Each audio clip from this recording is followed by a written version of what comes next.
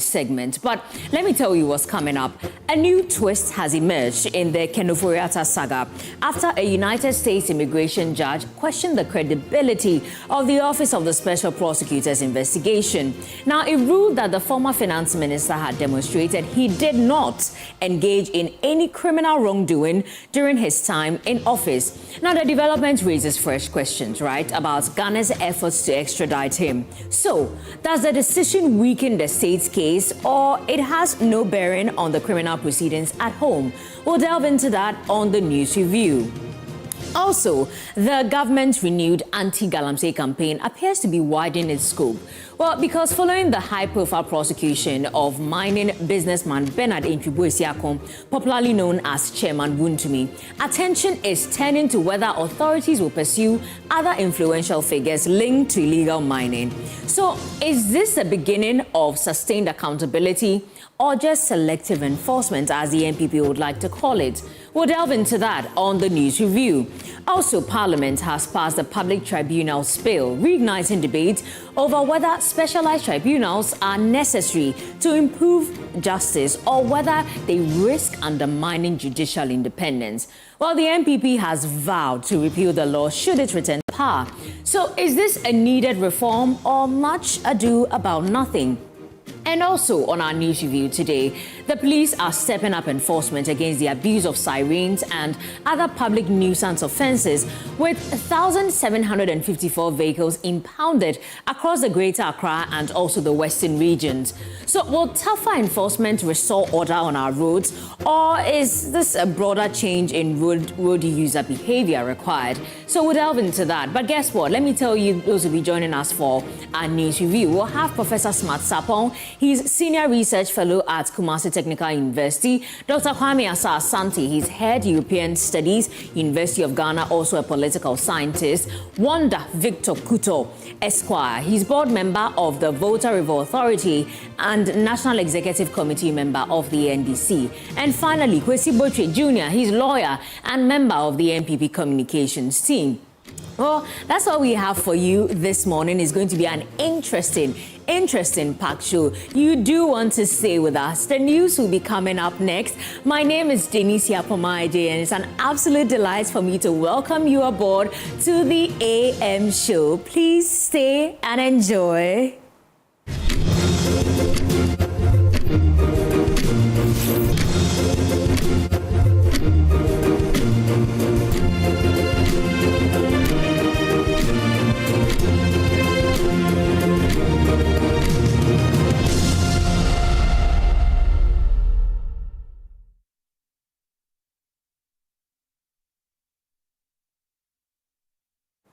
Welcome back. This is AM News. Now, government is overhauling how it measures learning in basic schools by introducing a system that will track the same group of pupils from primary 2 to primary 6 to monitor the academic progress. The National Standardized Test under the Ghana Accountability for Learning Outcomes Project Gallup will assess 4,500 pupils, each in primary 2, 4 and 6, to generate data aimed at improving teaching and learning nationwide. There's more in the following report.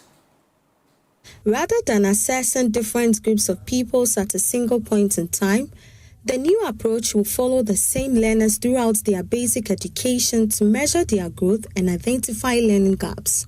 Education Minister Haruna Idrisu, who monitored the exercise, said the data will help government evaluate people's readiness before the basic education certificate examination and guide education policy. As you notice, begin with learners in primary 2, and rather than testing different groups of people of each assessment cycle, the same cohort of learners will be followed through, so from 2 to 4 to 6, so that we can measure the progress of that cohort over the years before they get to write BECA. We, as I announced earlier sometime last year, we're planning to escalate and upscale the national standardized test across the country, because we want valuable evidence to test foundational learning. The minister said early findings have exposed weaknesses in subjects including history, underscoring the need to strengthen teaching at the basic school level. You all saw the answers to the basic question, history class. Who was Ghana's first president or Ghana's first president of the First Republic? They all got it right with Dr. Kwame Nkrumah. But when it came to when Ghana gained her independence, maybe because of the tension of a minister present and the tension of all of you around, they struggled. So it means that we have to improve the teaching of history, basic. That's my takeaway from today. Ghana needs to realign and reinvest in basic foundational learning. When the child gets literacy right, it measures the success of that child throughout the education ladder. Government says the new assessment model will provide more reliable evidence to support targeted interventions and improve learning outcomes across the country. For Joy News, Martha Sewabuacha's report, read to you. Away from education, for families affected by the June 29 floods, the challenge now is not only surviving the disaster, but rebuilding lives shattered by the loss of homes, belongings and livelihoods. As communities pick up the pieces, the Adventist Development and Relief Agency Ghana says recovery must go beyond emergency relief. Deborah Enimwabedu reports. The June 29 floods left several communities counting their losses, with many households displaced and struggling to recover. As families begin the difficult process of rebuilding, the country director of the Adventist Development and Relief Agency Ghana, Dr. Isaac Ankambwedu, says the organization is supporting immediate relief efforts while exploring livelihood interventions to help victims regain their footing. With the flood that occurred on the 28th and 29th June, many households were affected. In fact, data from NADMO indicates that over close to 90,000 households were affected. Now, as a relief agency, we cannot sit unconcerned. Our mandate actually calls us to action. And that is why we have mobilized resources from our international office and our regional office, as well as within the Seventh-day Adventist Church in Ghana, worth about $20,000 to come and present various relief items to the victims of the flood. We will be engaging with our donor partners, and once NADMO has identified the victims, we will collaboratively work with them so that the affected victims can be trained in some skills which they can engage in livelihood activities, and by so doing, they will be able to generate their own income and bounce back, to their former state. As part of its support, ADRA Ghana has presented relief items including toiletries, student mattresses, detergents, washing powder, and other essential household supplies identified by NADMO as immediate needs of affected families. Receiving the items on behalf of the government, NADMO's Deputy Director General in charge of Technical, Alhaji Hamed Rufai Afarahim, assured that they will reach the intended beneficiaries. These items, as received by NADMO on behalf of the President, we will thank ADRA for such a wonderful items they've presented to these flood victims that happened on the 29th of June. We also thank them for at least, if you look at Ghana, we have a lot of Muslims and Christians which we have coexisted. There has never been a situation whereby there has been conflict between the two religions. Through our coexistence in our institutions, our schools, and everywhere that we are, when such a disaster befalls us, the disaster doesn't know who is a Christian and who is a Muslim. So we will thank ADRA for what they have done. And we promise them these items will get to the victims of the 29th June flood disaster. ADRA Ghana says it will support working with partners to support flood-affected communities beyond the immediate emergency response. For Joy News, Deborah Enimwa reports, read to you.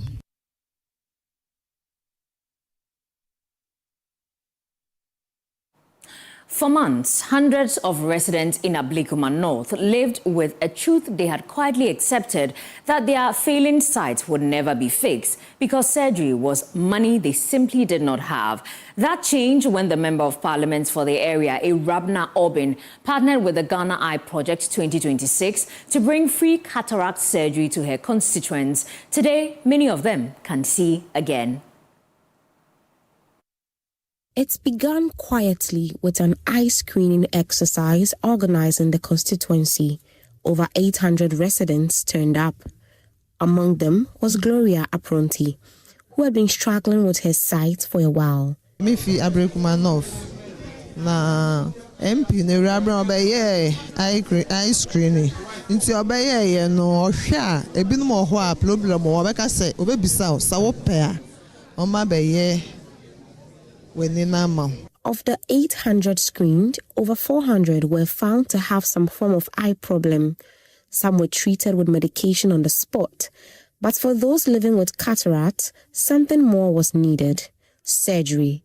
And for most of them, that word alone had always meant something out of reach. The Member of Parliament for Ablekuma North, Irabna Obin, explained what she had seen during that screening. During the screening, I'm sure most of you were around and you testify how some of the constituents were complaining that they couldn't even afford the cost of surgery, although they were virtually going blind. And so this is going at no cost to them at all. So she made a promise that surgery would happen and it would cost them nothing.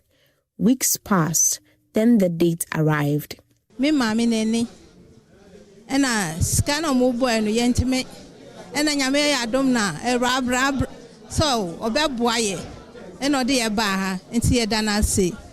Tell you no, I can't name the abeye. Say dana sick a sepa. Buses lined up to take the constituents to Valley View Adventist Hospital. Each patient traveled with someone by their side: a daughter, a son, a grandchild, whoever could walk them through the days ahead. It's absolutely free. It's at no cost to them. So as Member of Parliament for the constituency, this is what I'm also doing as an intervention to help my constituents. So from the screening to transportation, accommodating them there and everything, I am bearing the cost. But thankfully, the team of experts are having the procedure for us at no charge. And so we are very, very grateful to them. At the hospital, a team of international specialists was waiting. Doctors and ophthalmologists from the Seventh-day Adventist Medical Trust in India had arrived days earlier, alongside teams from SDA hospitals, all volunteering their skill for the exercise. We have done around 520 surgeries in these 3 days, and till now we have all the surgeries have come out to be very good. And all the patients that we have taken care of, all of them are very amazing and they are looking good, and all the surgeries have been very successful. We have had 2 MPs, Member of Parliament, who have come here. One is called Irabna Obin. One after the other, patients went into the theater. For Gloria, for Hilda's mother, and for hundreds like them, it was the procedure they had long stopped believing would ever happen for them. When we are NDC and now we are MPP, we invite you to be it is our own open idea or the Obaba. And no now the Valley View or see my so graduate because I know beyond the bed to me sad now because why are there or saying about no what is so. After surgery, Patients were handed medication and simple instructions. Not far from Gloria and Hilda, another resident who has lived in the area for over 2 decades reflected on what the exercise meant for people like her. Me bad akuma no almost 26 years or 28 years ni omo ba so nyana obi nye we bida no kura de ba akopɛ wayɛ ade pa wa boa yɛn obi wɔ ha sika akɔkɔyɛ no oni bi nti randa wayɛ ade pa nyame hyira no wayɛ ade de wayɛ bi nyama ɔyɛ ni yɛhu bi da me fi adbaka na me bad akuma adbaka fo no mu yɛ ade but ye ba ha no yambetu nyama papa bia but se die ede dende yedibi tinyame nhira no pa na lo rabla ebomo den keno ni efi o keno ni ba fi wona ko ye gane kaje kwa mi nkruma yi no ko ba ne wona ko ina ko da ya ka wote me ko me won ngme je ngme ne sani shishika ewo ehin wo wo bole ya ke ibanye efe ne no nyumo denche ba wale ne ba fe no ni fe ne ha wona ise wa arabla all the way. For the MP, it was personal too, an intervention she chosen to fund herself with support from a medical team that asks for nothing in return. By God's grace, I've had some support from some good people who have supported me to get this done, and so it's coming at no cost to the constituents at all. No, I want to use this medium to also thank those who volunteered in the constituency to help me do this. By the end of it, Hilda's mother, like hundreds of others, returned home to be able to see clearly again. For a community where going blind had quietly become something people just learned to live with, this was proof that it didn't have to be. All it took was someone willing to pay the cost they never could.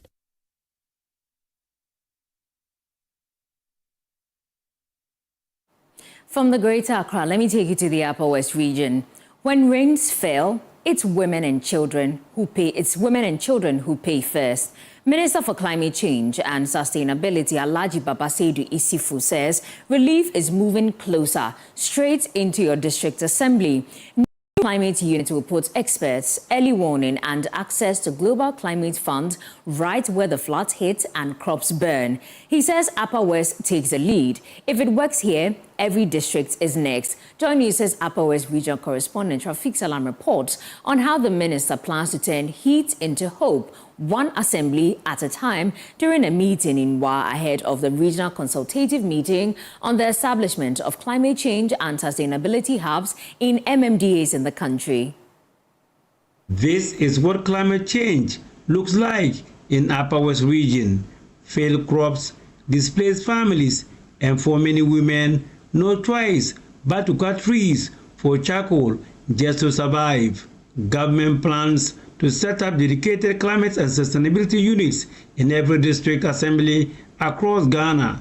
The goal, according to the Minister for Climate Change and Sustainability, Alhaji Baba Isifu, is to track climate impacts on the ground, teach communities how to adapt and unlock international climate financing that usually bypasses rural areas. As the local authorities, we should make this effort to have this engagement where we share capacity, we share our understanding of the effects of climate change, and also for us to put them in readiness for the creation of the climate and sustainability units in other assemblies.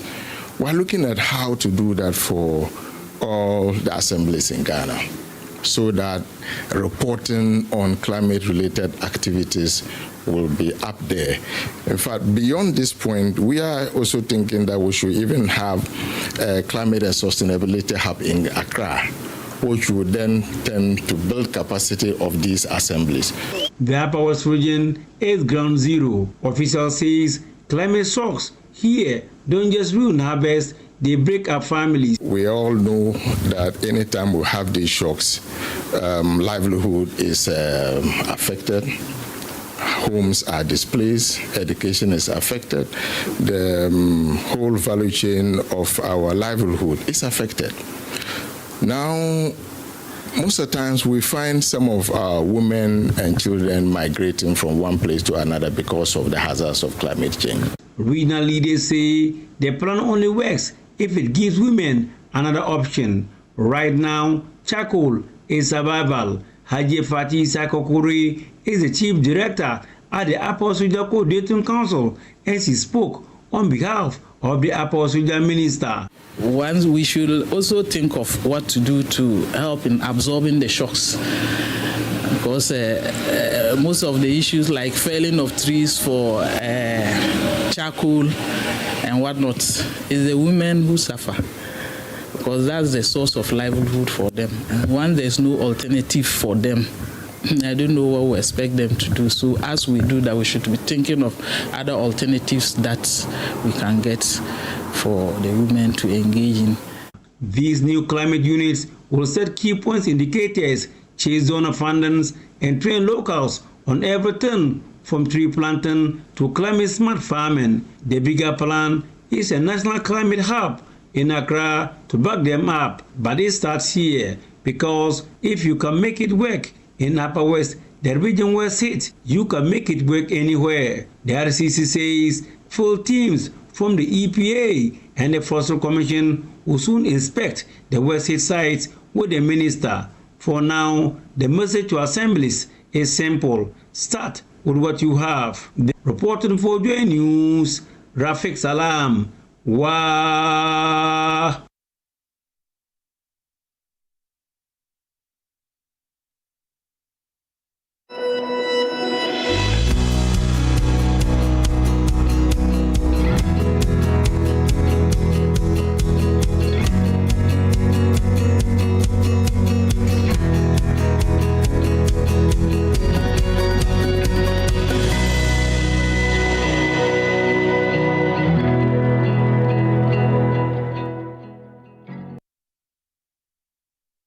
It's time for some business updates, but first, let's check how the cedi is trading against other major currencies on the currency market.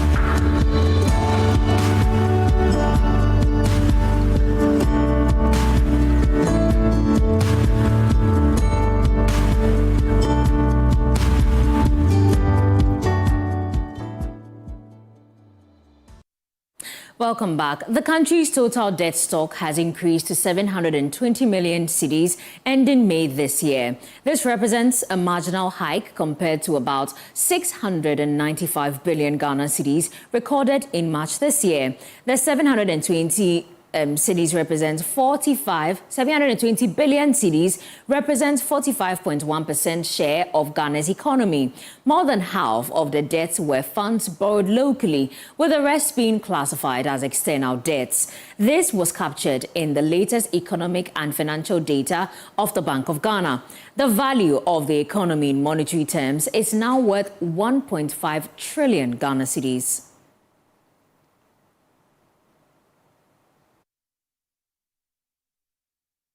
In a related development, the Ghana cedi has come under renewed pressure as demand for foreign exchange continues to outstrip market supply, pushing the local currency into further depreciation.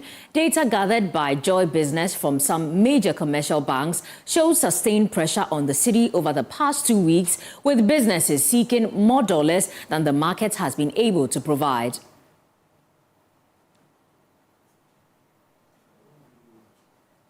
Meanwhile, the Bank of Ghana has assured businesses not to panic due to the current pressure on the Ghana cedi. We have more in the following Business Desk report.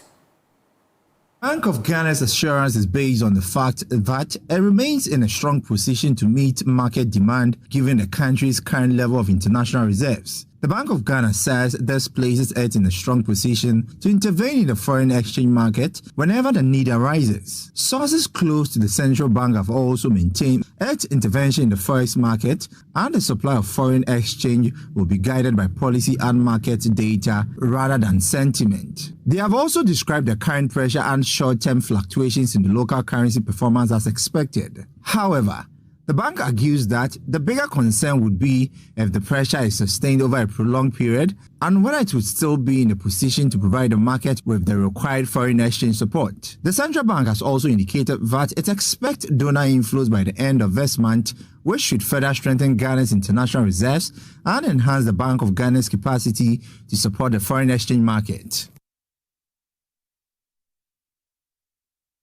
Chief Executive of the Chamber of Young Entrepreneurs Ghana, Sharif Gali, has revealed that the Chamber is introducing a youth dashboard system to track and measure the impact of government initiatives on young people across the country. According to him, the platform will provide data-driven insights into the effectiveness of the government programs and help assess their contribution to youth development nationwide. He spoke to Joy Business ahead of the mid-year budget review this Thursday.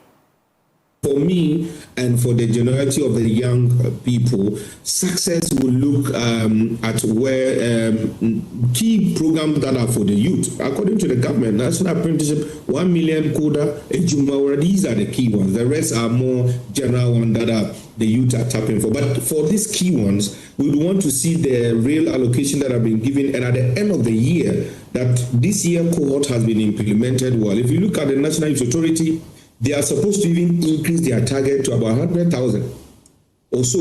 And this year, it means they should get more funding because you want to train the young person in this TVET skills and give them funding, which is awesome. It's a good policy. But are they really getting that funding to be able to do the work? And so it's not just about release, it's about how many young people are benefiting. And as I speak to you now, we are building a system to track government programs, and we will need you media to support it. It's called the Youth Dashboard. Right. We'll be tracking every single policy, who have benefited. And so whatever story the Finance Minister will be telling us at the end of this year, we would also be able to come out clearly to let you people know what figures are there. So the successful implementation of the Jumawara National Apprenticeship, the 1 million quota, and the rest of the youth-centered program is what we are going to really use to measure this. Let's now get some updates from the commodities market.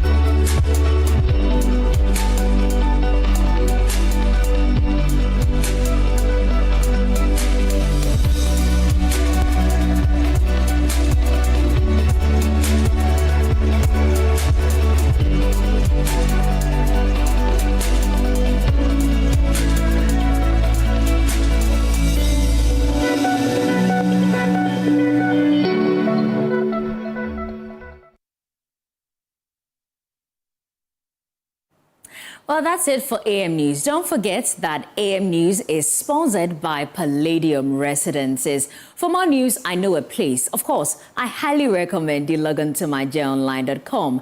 Up next is sports. A while later, we'll have our news review. And please do have a very, very lovely Wednesday.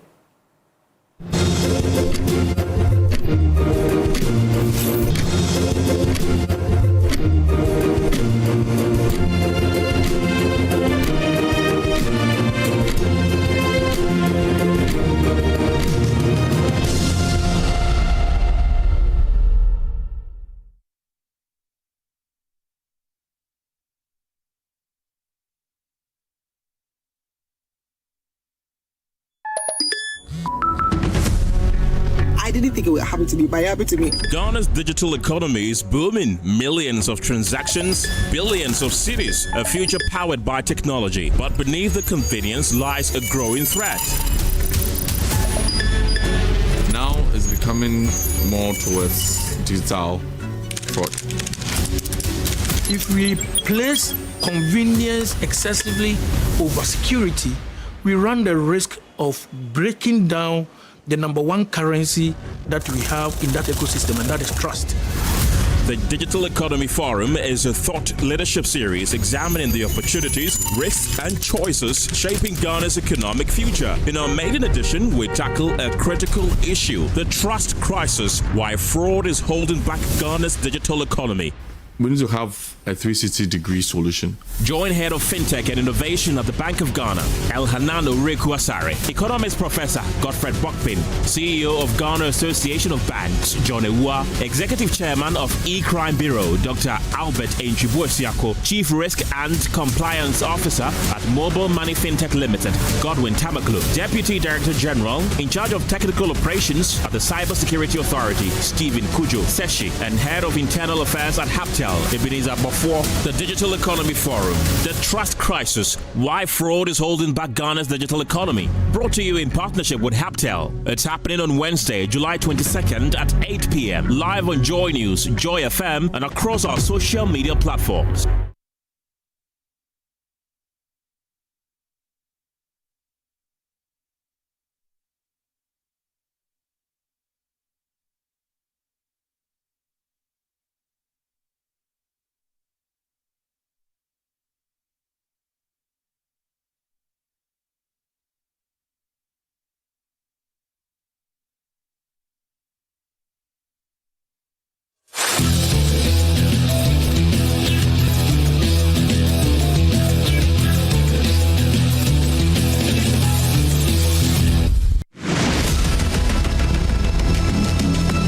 From region to region, from citizen to citizen, one conversation, one purpose, protecting Ghana's democracy. The conversation continues from the northern region where citizens and leaders came together to confront the growing influence of money in politics. The train now makes its next stop at the Volta regional capital of Ho, because protecting our democracy is a shared responsibility. Join the Joy News Impact Makers Foundation for another exciting edition of Democracy is Not for Sale, a regional citizen politician dialogue bringing together citizens, political leaders, governance think tanks, civil society, and the media to examine the impact of illicit political financing and explore reforms that will strengthen Ghana's democracy. Expect our team of researchers between the 27th and the 30th of July in Ho as they solicit your views for a survey ahead of the forum. The forum is on Friday, the 31st of July at the Freedom Hotel at Ho at 4 p.m. It will be live on Joy News, Joy 99.7 FM, myjoyonline.com, and all Joy News social media platforms. Democracy is not for sale. Your vote is your voice.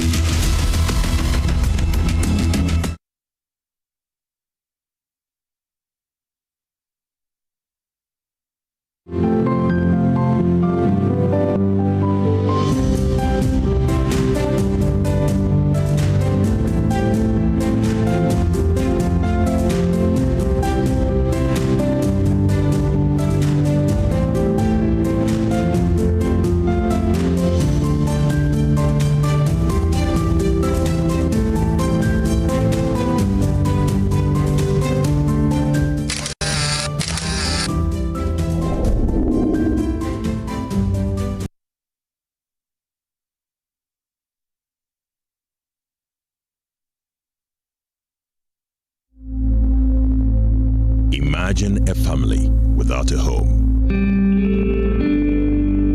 Imagine a song without a voice. Imagine a church without prayers. Imagine a government without citizens. Imagine democracy without journalists. Imagine a world without the media. Live life is full of issues and stories about people, communities, and governments. Stories that have to be told.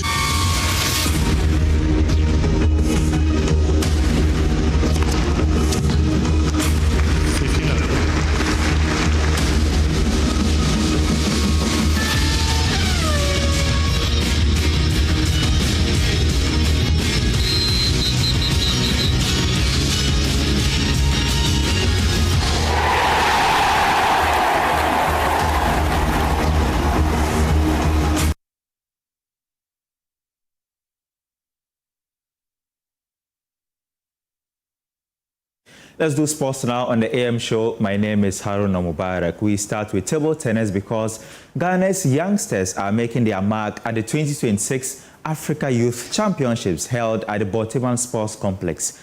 Ghana has progressed to the quarterfinals in both the men's or the boys under 15 as well as under 19 events, while the girls continue their quest for a place in the knockout stage.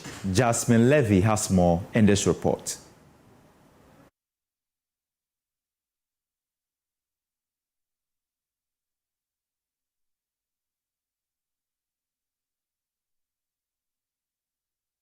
Well, of course, we'll bring you that particular report subsequently in the segment. To football now, and the latest addition to the Black Queens technical team is goalkeepers trainer Frank Peterson. His main objective is to strengthen the goalkeeping department and, of course, help the Black Queens keep more clean sheets at the upcoming Women's Africa Cup of Nations. Ghana is in Group D alongside Cape Verde, Cameroon, and Mali. This job is very big for me, to be goalkeeper coach for Ghana for the Black Queens is something that is it's a big job. It's a big opportunity for me. So I'm here to do the best for the goalkeepers for the team for Ghana. I have been working in Africa for some years, but how can I say, from the distance, going in, going out, going in, going out. So to be, how can I say, somehow full-time connected to a team, and even one of the big national teams is very, very big for me. I will say I know a little bit about the culture in Ghana. I've been working for FC Nordsjælland, Right to Dream in Denmark, and also know some of the players in the squad from Denmark. So it's not new for me, but it's new to be full-time, 100% connected to Ghanaian football. I'm here in the short term to make some good results. In the long term, and we already now started with small steps to develop the goalkeepers. And what we are working on is, of course, something I talk with the goalkeepers about and the staff. But in the long term, I'm sure we will see some giant steps for female goalkeepers in Ghana. All that knows about how Right to Dreams are doing things with goalkeepers and build up knows what I probably will try to bring in.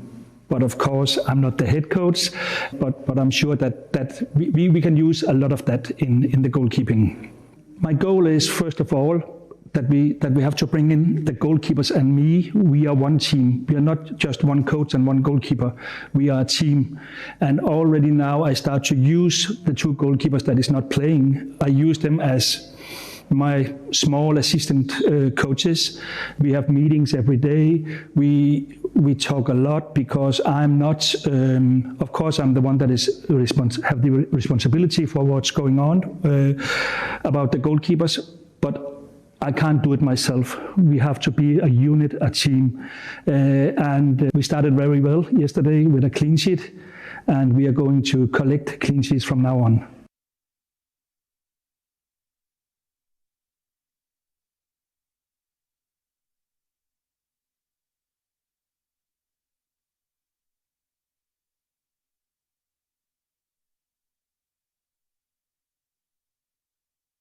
To club football now, Asante Kotoko board chairman James Osei-Brown has tasked newly appointed head coach Eric Tinkler with winning the upcoming Ghana Premier League title and returning the club to the CAF Champions League. The South African tactician was officially appointed to lead the Porcupine Warriors ahead of the 2026-27 season. Kotoko have not won the league title since the 2021-2022 campaign.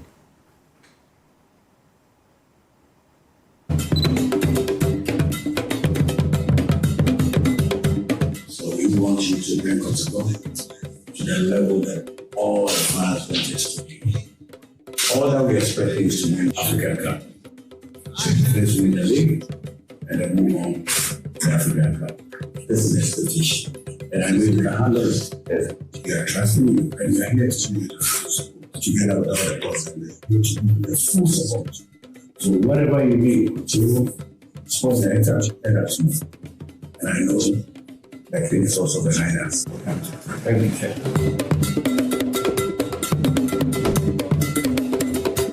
This is a massive club. It's a club that I've always known about since returning to Africa and having played in the Champions League and playing in Confederations Cup. Whenever they've done a draw for the your opposition, I was always hoping, please don't let it be a Asante Kotoko. and fortunately, through all those years, I never got an opportunity to play against Asante Kotoko, either in the Champions League or in Confed. But now we need to get this club back to where it belongs. That's the task, that's the objective. Both of us come in here with a lot of history, a lot of experience, and using our two brains, I'm pretty sure we can get back to the heights of where this club was in the past and where it belongs. And you'll get my full dedication, my hard work, my determination, and the task at hand is a tough one, but a one that I believe wholeheartedly we can achieve come the end of the season, getting back into the CAF Champions League and playing at the highest level on the African continent. So thank you again for this opportunity. To the transfer market, Ghana international Tariq Lamptey has joined English Championship side Queen's Park Rangers on a permanent transfer. The move marks a return to England after an injury-disrupted spell in Italy with Fiorentina. The defender suffered an ACL injury during his time in Italy, but is now progressing in his recovery and is expected to return for selection in September. It's great. I'm excited for the opportunity ahead.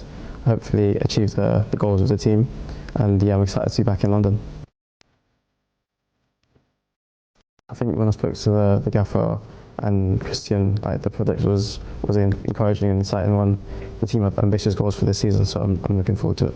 It was always great to be back home and back in London. It's like family's around, friends are here. I have a lot of friends who are supporters of the club, so I'm truly blessed to God that I've been able to have this journey as a footballer. Just been able to make it has been amazing, and each step of the way I've learned something different and I've had more experience. I've had some ups and downs. Football's not a straight line. You have things that go your way and things that don't go your way. But you have to learn from it, and it makes you better as a person, it makes you mentally stronger. And yeah, I'm ready for this new challenge. I'm grateful that I'm back fully fit, and I'm looking forward to training with the boys. I pray I'm a big believer, so I was just relying on God and making sure my family, my friends were with me at the whole time. They had amazing support. I think throughout my football journey, I've always been resilient. Setbacks come, you can't really predict what's going to happen. You can only put your best foot forward and prepare as well as possible. And that's what I try to do. I work as hard as possible in the gym and outside of training and on the training pitch to make sure that my body's physically ready to put the performances that the team needs, but even stronger mentally and physically. And hopefully I'm ready to go again. I'd say I'm hardworking. I like to get up and down, a lot of energy, a lot of fun. Hopefully keep them on the edge of their seats. I'm tough tackling, I love 1v1s, defensive and attacking, so yeah, I just love playing the game. Lamptey into a very dangerous area. Here's Lamptey, can use his pace for Evan Ferguson! Yeah, I think it's an exciting group. We have a young squad with experienced players in that as well, so I think we could do all this season. The club's ambitious and we know the type of players that we have and the goals that we've set. And I think last season both strikers hit 10 plus goals, and obviously we've got some great wingers and just a great team in general, so hopefully we can build on last season. I'll give my best for the team. Every time I play, I'll give 110% and yeah, let's go.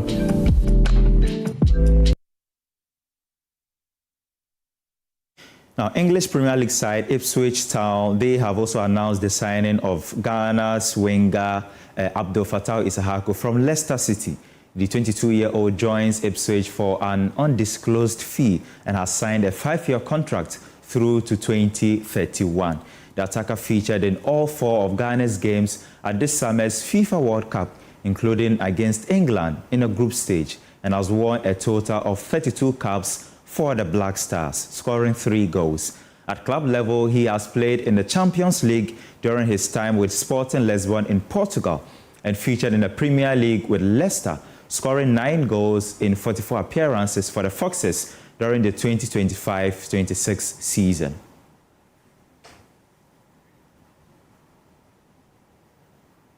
Now, elsewhere, Chelsea officially completed the signing of 23-year-old forward Morgan Rogers from Aston Villa for a fee around £170 million, making him the most expensive British player in history. He has signed a long-term deal that ties him to Stamford Bridge until 2033. I think it needs to be, much more needs to be said really, the size of the club, the stature, I think.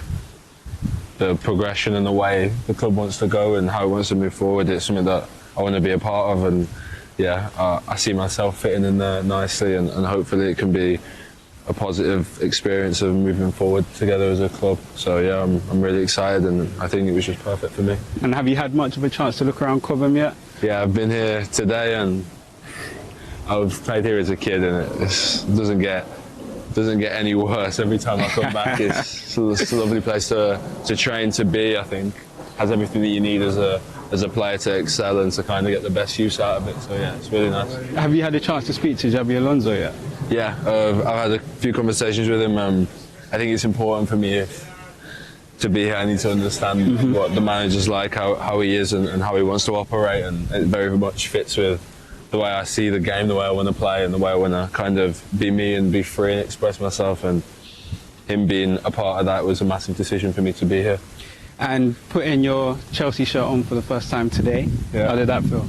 Yeah, it's nice. Looks good. A blue I haven't worn before, so yeah, it looks nice. I like it, and yeah, many more to come. What's one thing supporters would be surprised to learn about you away from football? Away? Yeah. So a bit of Morgan outside of football. I'm a big NBA fan. Really? Yeah. Ever played?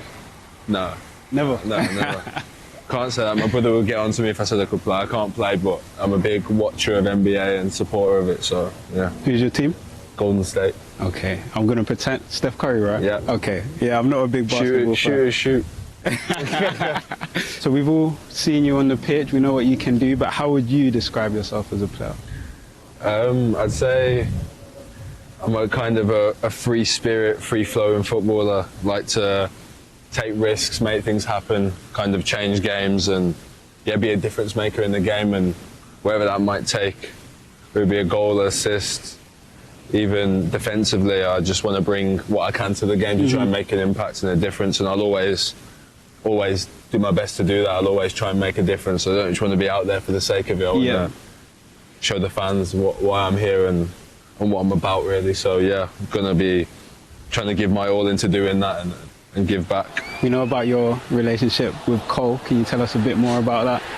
Yeah, I've known Cole since probably I was about 14. First in the England team, and then we were both at Man City together. So we've been speaking about this for a while, that we always would love to have played together as an opportunity, and for it to happen, we're both excited. He's non-stop ringing my phone, texting me, and yeah, I can't wait. I think that's probably the most special thing, playing one of your best friends, being around him every day is something I'm really excited about. What was Revisit our earlier story with regards to the Africa Youth Championships held at the Boteman Stadium, where Ghana's hopes of winning a medal is of course boosted after the boys under 15 and under 19 qualified to the quarterfinals of the event. Jasmine Levy has more in this report. As you can see behind me, the 2026 ITTF Africa Youth Championship is currently underway, where kids from all different age groups have come from 23 different countries. This is especially exciting for Ghana because their U15 and U19 groups both qualified for the quarterfinals. Fortunately, Ghana's U15 girls lost against Tunisia, and their U19 girls could not make it past Uganda. We spoke to Coach Robert Amardi about his thoughts on today. My objectives are to win many medals to Team Ghana. Can you explain how proud you are of your team so far and how they've done? Yeah, yesterday, bit tough for Ghana, especially the under 15 team. We lost to Egypt, but this morning we managed to beat Benin 3-0. That makes us qualify to the quarterfinals. And the quarterfinals, we are going to play Tunisia. It will be a tough match, but we don't have anything to do.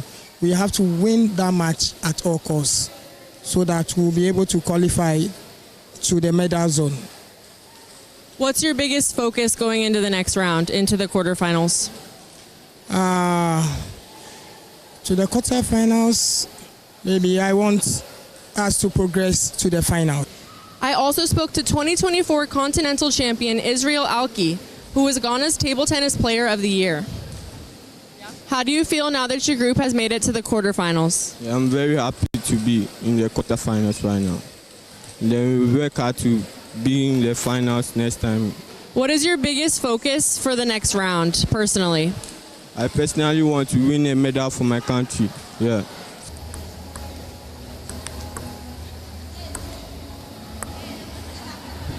As you can see, this sport clearly isn't for me, but I do believe it's for Ghana. Reporting from the Bordermont Sports Complex, Jasmine Levy for Joy Sports. And that's how we wrap up the sports segment on the AM show. My name is Harun Mubarak. The newspaper review segment continues right after this. Please stay.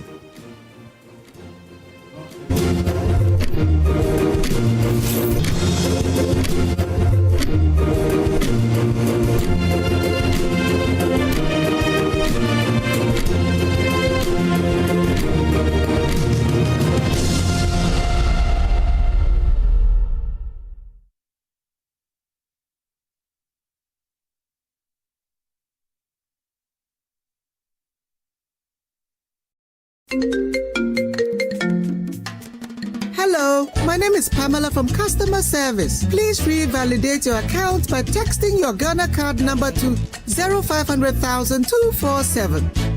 Hey, Abili, wabadim. Madam, give me the numbers behind your ATM card. I'm calling from the head office. An email was delivered across to our customers this morning. Confirm if this is your bank account 100,100,100. Thanks for sending your bank card details. Send the OTP now to avoid cancellation.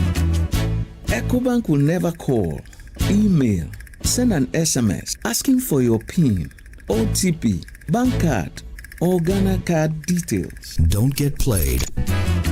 EcoBank, the Pan-African Bank. Hello, please, I'm calling from Customer Experience Center.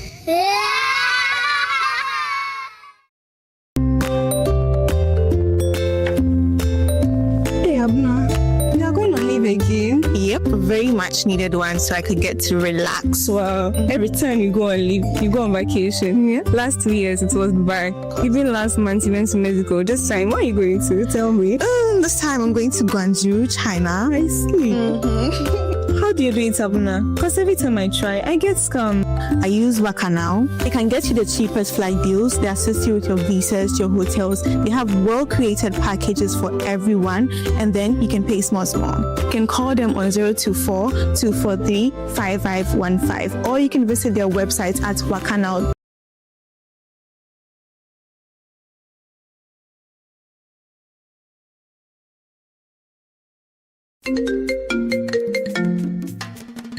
Hello, my name is Pamela from Customer Service. Please revalidate your account by texting your Ghana card number to 0500,000 247. Hey, Abili, wabedim. Madam, give me the numbers behind your ATM card. I'm calling from the head office. An email was delivered across to our customers this morning. Confirm if this is your bank account. 100,100,100. Thanks for sending your bank card details. Send the OTP now to avoid cancellation. EcoBank will never call, email, send an SMS asking for your PIN, OTP, bank card, or Ghana card details. Don't get played. EcoBank, the Pan-African Bank.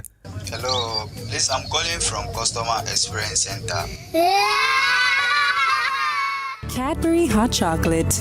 Crafted from cocoa, milk, and sugar. Creamy, chocolatey, frothy goodness, rich taste, so satisfying. Cadbury goodness, the treats you deserve every day.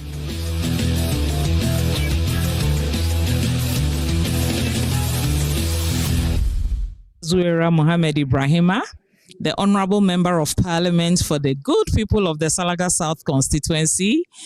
My constituency in Salaga South, you know how far we've traveled. We traveled this path together, and you know me better.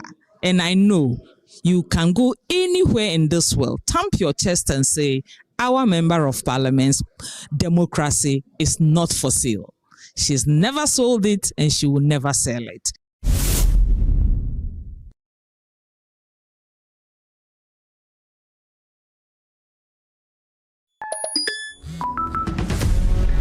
I didn't think it would happen to me, but it happened to me. Ghana's digital economy is booming. Millions of transactions, billions of cities, a future powered by technology. But beneath the convenience lies a growing threat. Now it's becoming more towards digital fraud. If we place convenience excessively over security, we run the risk of breaking down the number one currency that we have in that ecosystem, and that is trust.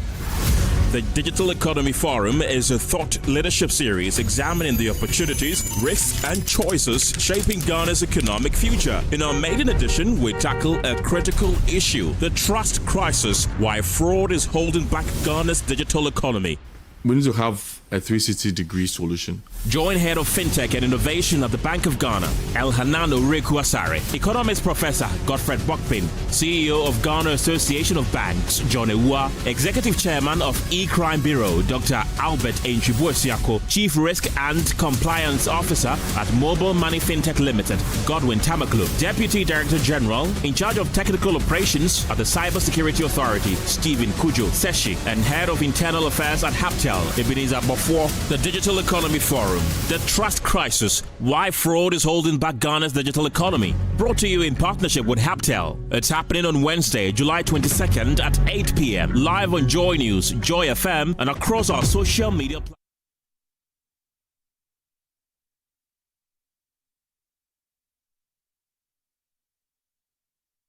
The city had one of its most dramatic years in recent memory. It opened 2025 at 14 cities, 70 pesos to the dollar. By February, it had weakened slightly to 15 cities, 50 pesos. It stayed there until April, one of the longest periods of stability in more than a decade. Then came the surprise. Between April and May, the city shot up. It strengthened from 15 cities, 50 pesos to 10 cities, 30 pesos in just 5 weeks. From May through July and into early August, it held steady between 10 cities, 30 pesos and 10 cities, 50 pesos. But by mid-August, the tide turned. In only 3 weeks, it slipped to 12 cities. That has made it one of the worst performing currencies in the third quarter of 2025. External conditions have not changed much. In fact, they remain in Ghana's favor. Gold prices are at a record high. The United States dollar is still subdued, and the Federal Reserve is expected to cut interest rates soon. Normally, these will support the city. The pressure instead is domestic. Remittances are one of Ghana's most reliable sources of dollars. But this year, they slowed. Here's why. In April, sending $1,000 got you about 15,000 cedis, enough to buy around 150 bags of cement. By May, the same $1,000 fetched just 10,000 cedis, barely enough for 100 bags. With the money suddenly buying less in Ghana, many senders held back. They bet the cedi would weaken again. If it did, their transfers would convert into more cedis. This pause in inflows removed a steady cushion for dollars, and it came just as import demand was rising. The structure of Ghana's economy has not changed. Dollars still come mainly from gold, cocoa, oil, and remittances. So when remittances pause, the impact is felt. Imports have also surged. Traders rushed to take advantage of the stronger cedi. They stocked up ahead of the festive season. This added even more pressure on the currency. At the same time, there are signs the Bank of Ghana has cut back dollar supply. Why scale back? The reasons are not fully clear, but there are strong hints. Earlier this year, the IMF warned that the bank was intervening too heavily. It interjected about $1.4 billion in the first quarter alone. In response, the bank pledged to introduce a new framework for interventions. That is due by the end of September. This recent slowdown may be a trial run. Another factor is the gap between the interbank rate and the forex bureaus. While banks traded the cedi at 10 cedis 30 pesos to the dollar, bureaus were trading at 11 or even 12 cedis. Allowing some depreciation on the official side may be the bank's way of closing that gap. The wide difference was distorting the market. Meanwhile, the bank is also tightening foreign currency rules and demanding stricter paperwork before importers can access forex. For now, with gold prices above $3,500 per ounce and foreign reserves above $11 billion, the bank still has the firepower to steady the market. But heavy intervention is never a lasting solution unless gold prices stay high for a very long time or the structure of the economy changes. This same debate over the cedi will keep coming back.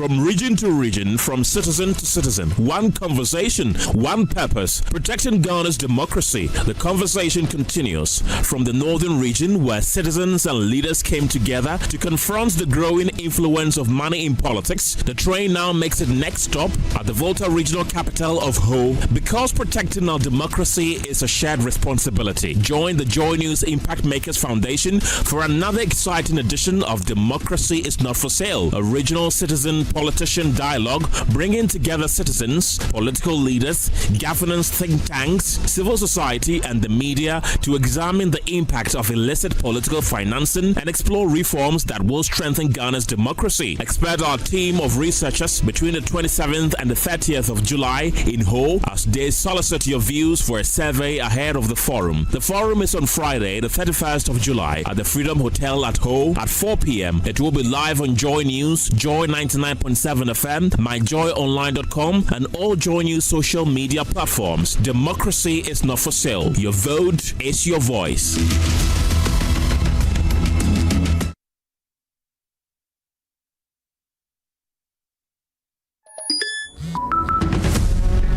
I didn't think it would happen to me, but it happened to me. Ghana's digital economy is booming. Millions of transactions, billions of cities, a future powered by technology. But beneath the convenience lies a growing threat. Now it's becoming more towards digital fraud. If we place convenience excessively over security, we run the risk of breaking down the number one currency that we have in that ecosystem, and that is trust. The Digital Economy Forum is a thought leadership series examining the opportunities, risks, and choices shaping Ghana's economic future. In our maiden edition, we tackle a critical issue, the trust crisis, why fraud is holding back Ghana's digital economy. We need to have a 360-degree solution. Join Head of FinTech and Innovation at the Bank of Ghana, Elhanan Oreku-Asare, Economics Professor Godfred Bokpin, CEO of Ghana Association of Banks, John Ewua, Executive Chairman of E-Crime Bureau, Dr. Albert Enchibuosiako, Chief Risk and Compliance Officer at Mobile Money FinTech Limited, Godwin Tamaklo, Deputy Director General in charge of Technical Operations at the Cybersecurity Authority, Stephen Kojo Seshi, and Head of Internal Affairs at Haptel, Ebenezer Before the Digital Economy Forum. The Trust Crisis, why fraud is holding back Ghana's digital economy. Brought to you in partnership with Haptel. It's happening on Wednesday, July 22nd at 8 p.m. live on Joy News, Joy FM, and across our social media platforms.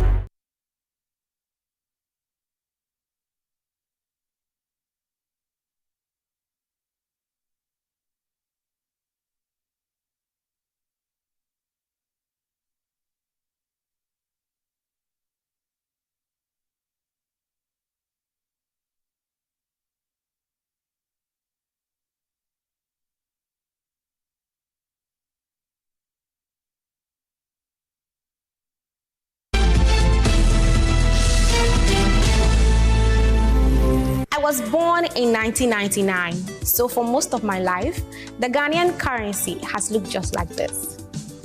But before these designs, our trade system went through many transformations, from the days of barter trade to using pounds, shillings, and eventually cedis and pesos. Each stage tells a story of our nation's journey. On our Ghana Man series today, I'm here at the Artists Alliance Gallery to explore the evolution of our money. What changed? Why? And how has it shaped our economy? Come with me. Money, they say, makes the world go round. But it also tells a story of independence, leadership, and identity. Today, I take a step back in time to explore the people behind our city.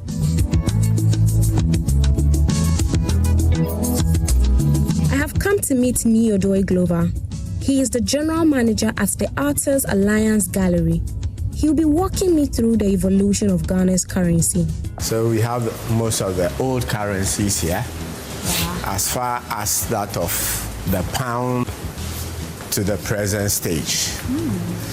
Yes. We have that of the pound here. Immediately, we took over from the British. We changed to the Ghana cedi, which has Kwame Nkrumah's head on it. This is the first cedi. That is the Kwame Nkrumah cedi. This money was used whilst Kwame Nkrumah was in power. But Nkrumah's presence on our currency was short-lived. After his overthrow in 1966, his image was removed. reflecting political shifts and historical rewriting. Immediately he was thrown, we stopped using it and we started moving into other currencies. Yes, we term this money Kwasianity, that's all. So you can understand how, when we overthrew Kwame Nkrumah, how we felt about him. To even describe his head on our money as Kwasianity, that's all. First president of Ghana. The first president of Ghana. I thought we loved him so much because of the good things he did. Yes, we did. But when he was overthrown, most of the stories that was told about him, about Kankan, Nyame, how he was using our children's blood and all those things. So there was that intention of finishing him, destroying him with all that he's done. So I remember when we were young, this money had that description. Hence, we stopped using it. And we have to move on to other currencies. Ghanaian currency has since become a canvas for honoring national heroes. The 50 pesos coin celebrates Rebecca Nadede Aite, a businesswoman and activist who helped finance Ghana's independence. She was an entrepreneur. Then she was popularly known for selling flour, for baking bread. Okay. Yes, and she was also the #1 sponsor of the CPP party. Yeah, I heard that. Yes, so she helped in the fight for the independence. So we have her also here. Very necessary. We can't do away without our women. Yeah. Our women are very important in all parts of our life. Very important. So Rebecca Nadede Aite. We usually call her Dede Ashikinshan. So yes, Dede so Dede flour. So whenever you see this, you know it's Dede flour. Yeah. And that is Tete Kwashi. The one we all say he was the first person who brought cocoa down to us. Dosia Kise, she was the first nurse, and she was among one of those who helped that today we have the Nursing and the Midwifery Association. This Ephraim Mamu, our popular musician. He was a drummer. Composer of the national anthem. Of the national anthem. He was a drummer and he was a flute player also. And that is our popular Ya Santoa of the Ashanti region. Beyond individuals, Ghana's banknotes also highlight national landmarks and industries. The Larabanga Mosque, cocoa farms, and the Akosua Dam all appear on different denominations, symbolizing our heritage and economy.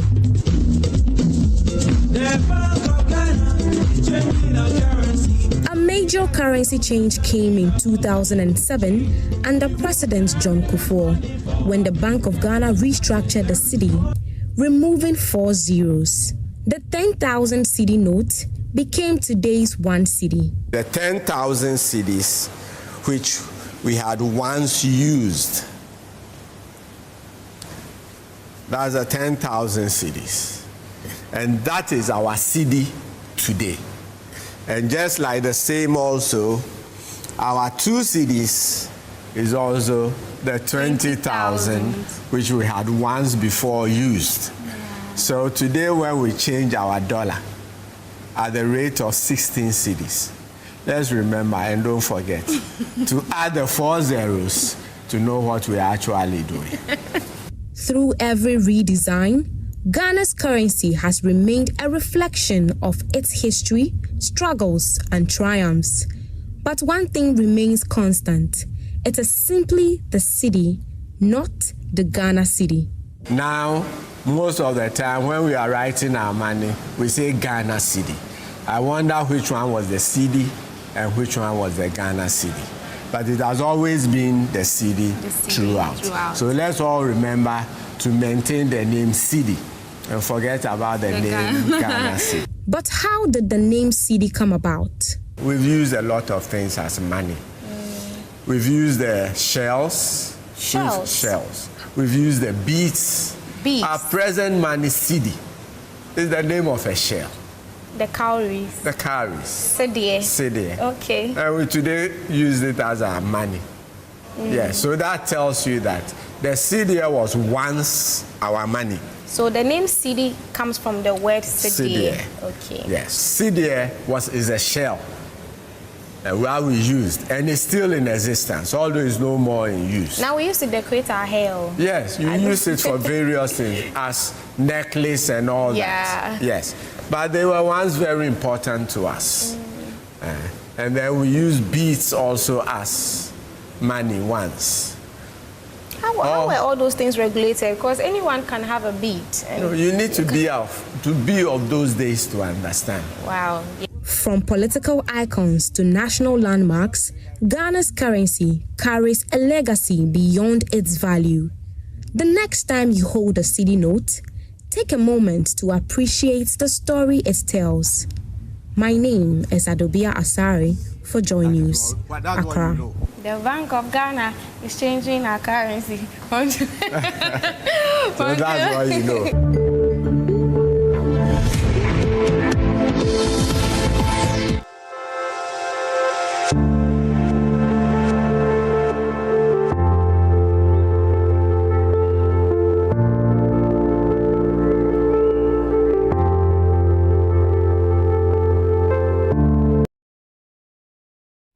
Mistresses, bad referee decisions.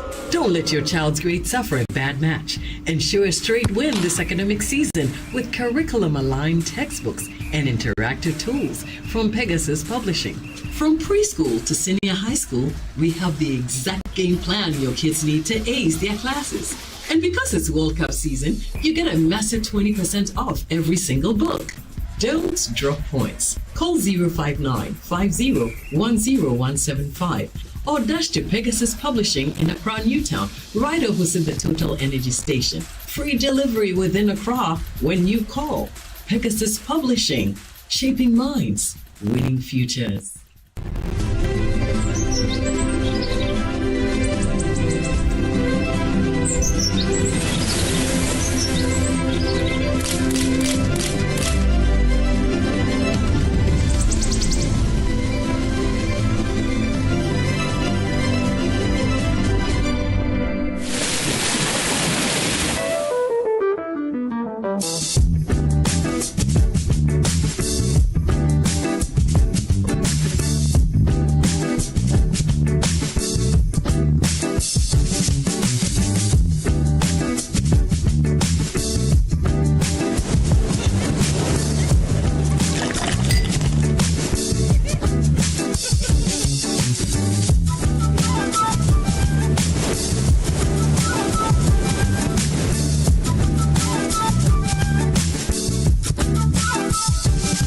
Another week is here on the greatest of all time show. My name is Giovanni Clip, and tonight we're bringing you talent. Contestant number one, let's bring Baby Girl. Let's bring. You did it for you. Cut. Oh, there is a leakage.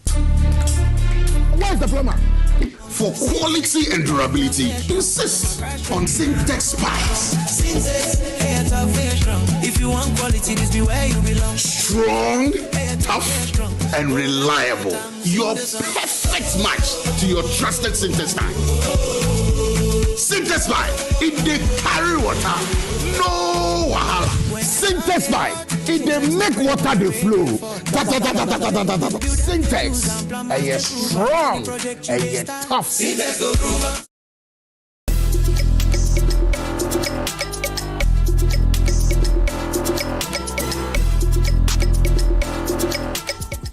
Eye bibi ketewa bi na den sakraya ba etoda a ehya ase free baby out.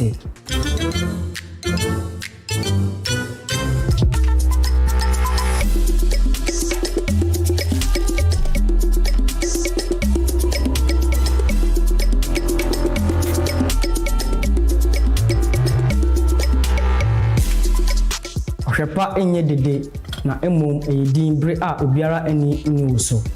Suban Pasha Asiefi Meso Newoso Wofie. Good conduct, great life is brought to you by Indomie. Tastes great. More Kivo inside. Kivo Gari Soaking Mix. A taste of Ghana. Palladium Residences in Achimota isn't just an address, it's the home you truly earned. Secure your place with just a 10% deposit and choose from beautifully designed modern apartments or spacious townhouses built for everyday comfort. This is more than a building. It's a vibrant, curated community with a clubhouse, state-of-the-art gym, and an on-site hotel, all at ABC Junction, minutes from Achimota Mall. Enjoy city energy while retreating to your private sanctuary. Call now to reserve your unit and benefit from limited launch incentives, including priority unit selection, executive pricing, and flexible payment options available. Don't miss the chance to pick the best homes. Book your private site visit today. Call 050-9823-424. Palladium Residences. Live smart, invest better.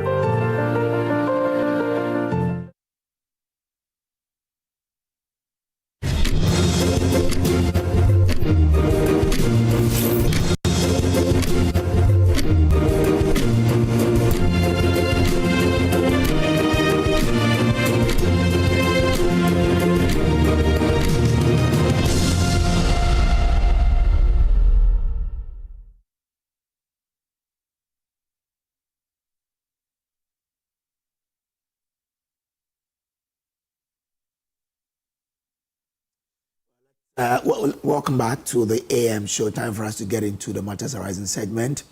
But before we do that, let's look at what the weather will be like today. This is from the Ghana Meteorological Agency. Watch this.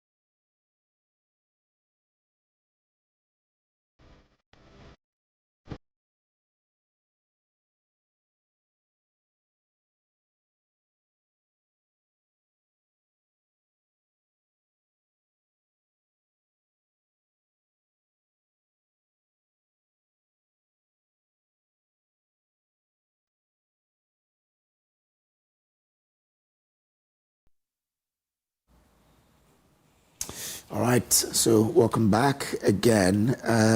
Well, a bit of what the papers are reporting this morning. Daily Graphic says no sirens without approval. Cabinet direct MPs public restricts direct MPs in public restricts police escort. Hey, really?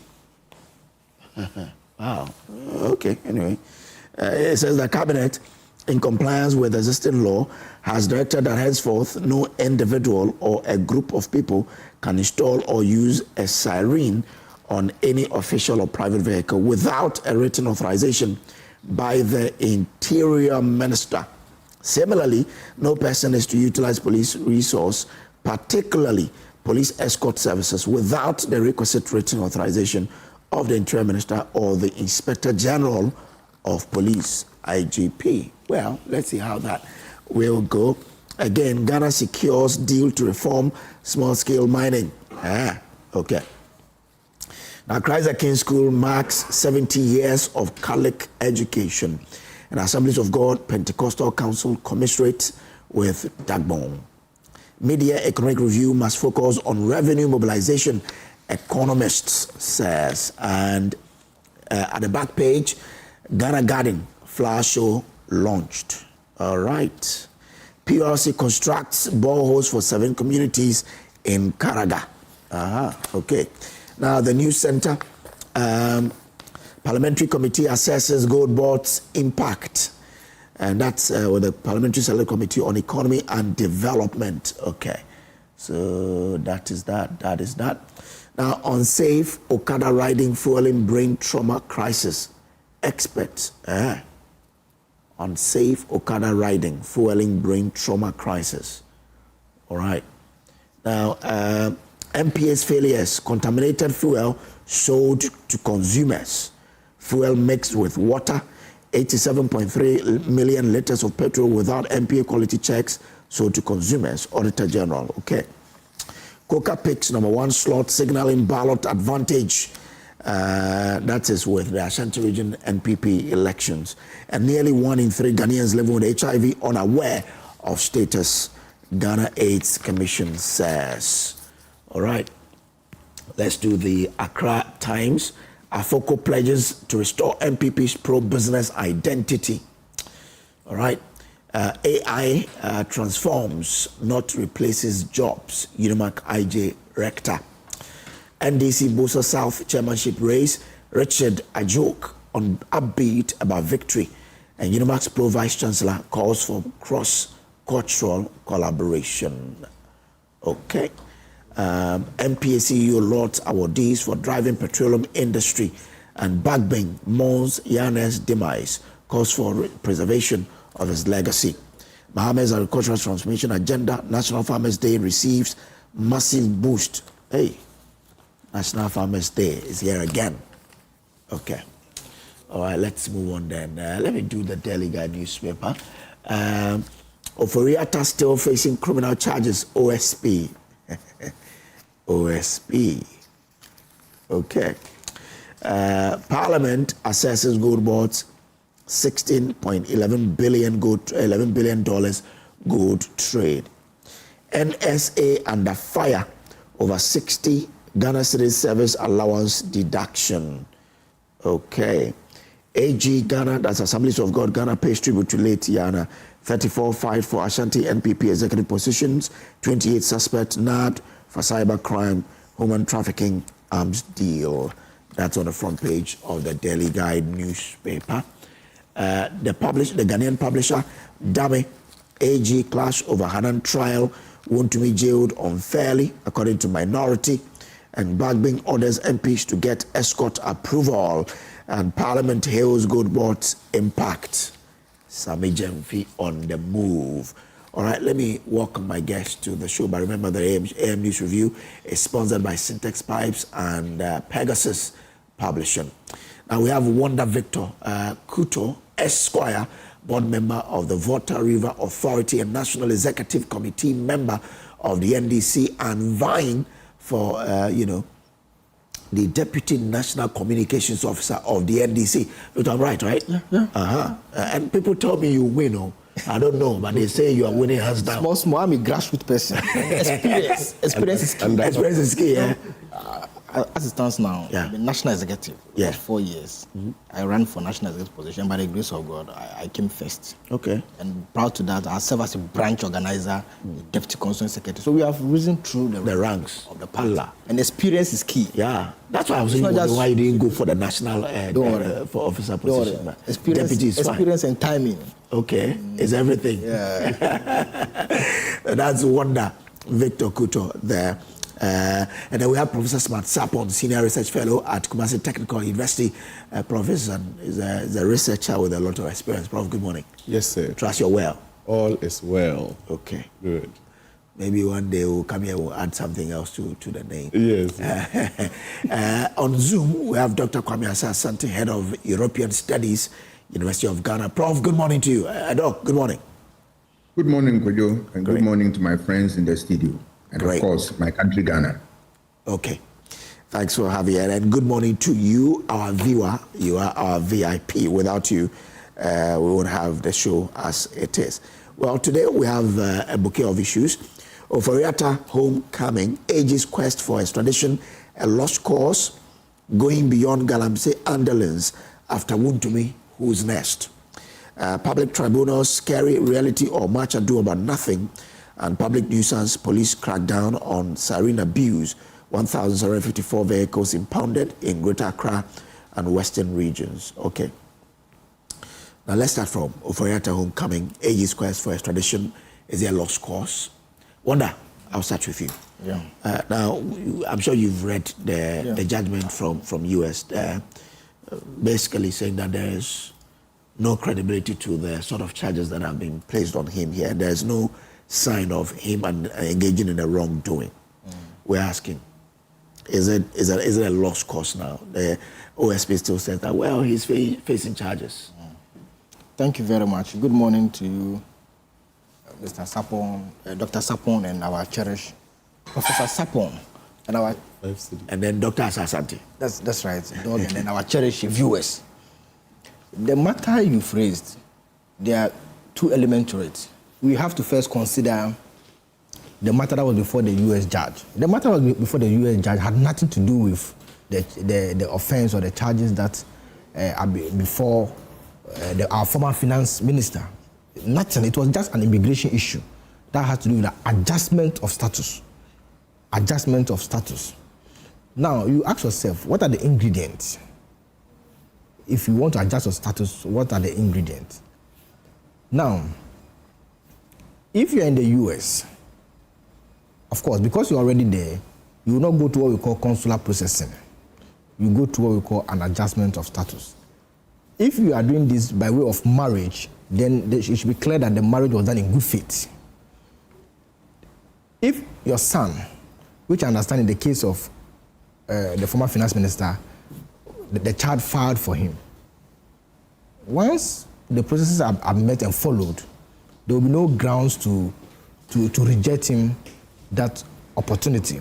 However, the U.S. Department of State, in considering whether or not to approve the adjustment of status application of an applicant, they also check the criminal background of applicants. So you understand where the judge was coming from. As it stands now, per our laws, Ken Ofori-Atta is presumed to be what? Innocent. Pursuant to Article 19. He's not been found guilty by any court. So the judge probably do not see the reasons why criminality is being attached to him. And to be fair, he has not been tried. Not even in absentia, he has not been tried. So the pronouncement by the judge was purely on immigration matters. And for me as an immigration attorney, I know that in considering whether or not to approve such applications, the criminal background of applicants are considered. So clearly, once Ken Ofori-Atta has not been found guilty of any offense in Ghana, it's okay. He's not the first Ghanaian to obtain a permanent residency. Permanent residence in the US, because the card given to you, the color is green, that's why it's called green card. It is not citizenship. It is not citizenship. In fact, there are rules governing it. If US itself is to go by their own rules properly, Ken Ofori-Atta cannot stay in the US for more than 6 months, continuously. After 6 months, you need to go out and come back. Sorry, you cannot stay out of the US for more than 6 months if you have a green card. If you go out of the US after 6 months, your green card will be questioned. At every point in time, you must be in the US. Now, on the issue of extradition, one thing we have to look at is what are the grounds for the refusal of an extradition request. That's what we have to look at. One, if the offense under which a country is calling for a person to be extradited is a political offense, then it could be a grounds for that request to be refused, or a military offense, or if the offense has human rights concerns, if they believe that when this person returns to the home country, he will be persecuted on grounds of religion, race, political opinion, then the extradition request can be refused.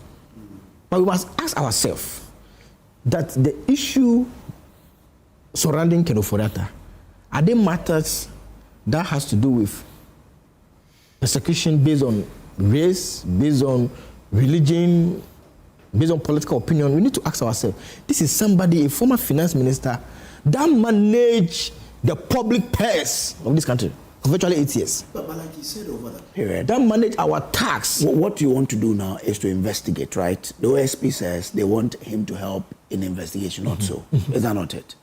Do you really need him physically present to ask him the questions you want to? Kojo, you see, we need to be fair to ourselves. Okay.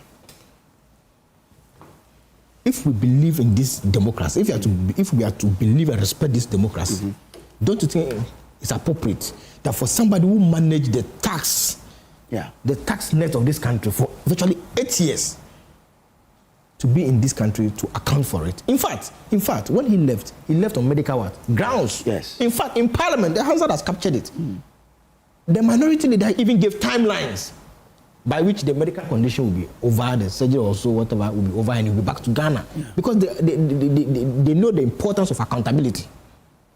Then, what is this? Yes, Kojo, but... No, I'm just saying that, even for policy, even if he can be investigated or he can be questioned by Zoom and all of them because of technology, let's ask ourselves, Kojo, that policy-wise, for somebody who have managed the resources of this country, who took a lot of loans, manage this country, our tax, we entrusted our finances into your hands for 8 years. This same person does not want to even be in Ghana for a day after leaving office. Does it make sense? Particularly so, because his own, when they were in power, the MPs, the then majority MPs, under the MPP government, about 88 of them called for his removal as finance minister. You see, but if we call for it, that doesn't signal wrongdoing. I'm trying to give you it's not about wrongdoing, whether something is wrong or not. I'm talking about the perception, the policy. If he was doing something right, if he was managing the economy right, would his own MPs call for his removal? And in fact, this is for the first time that majority MPs call for the removal of finance minister in this Fourth Republic.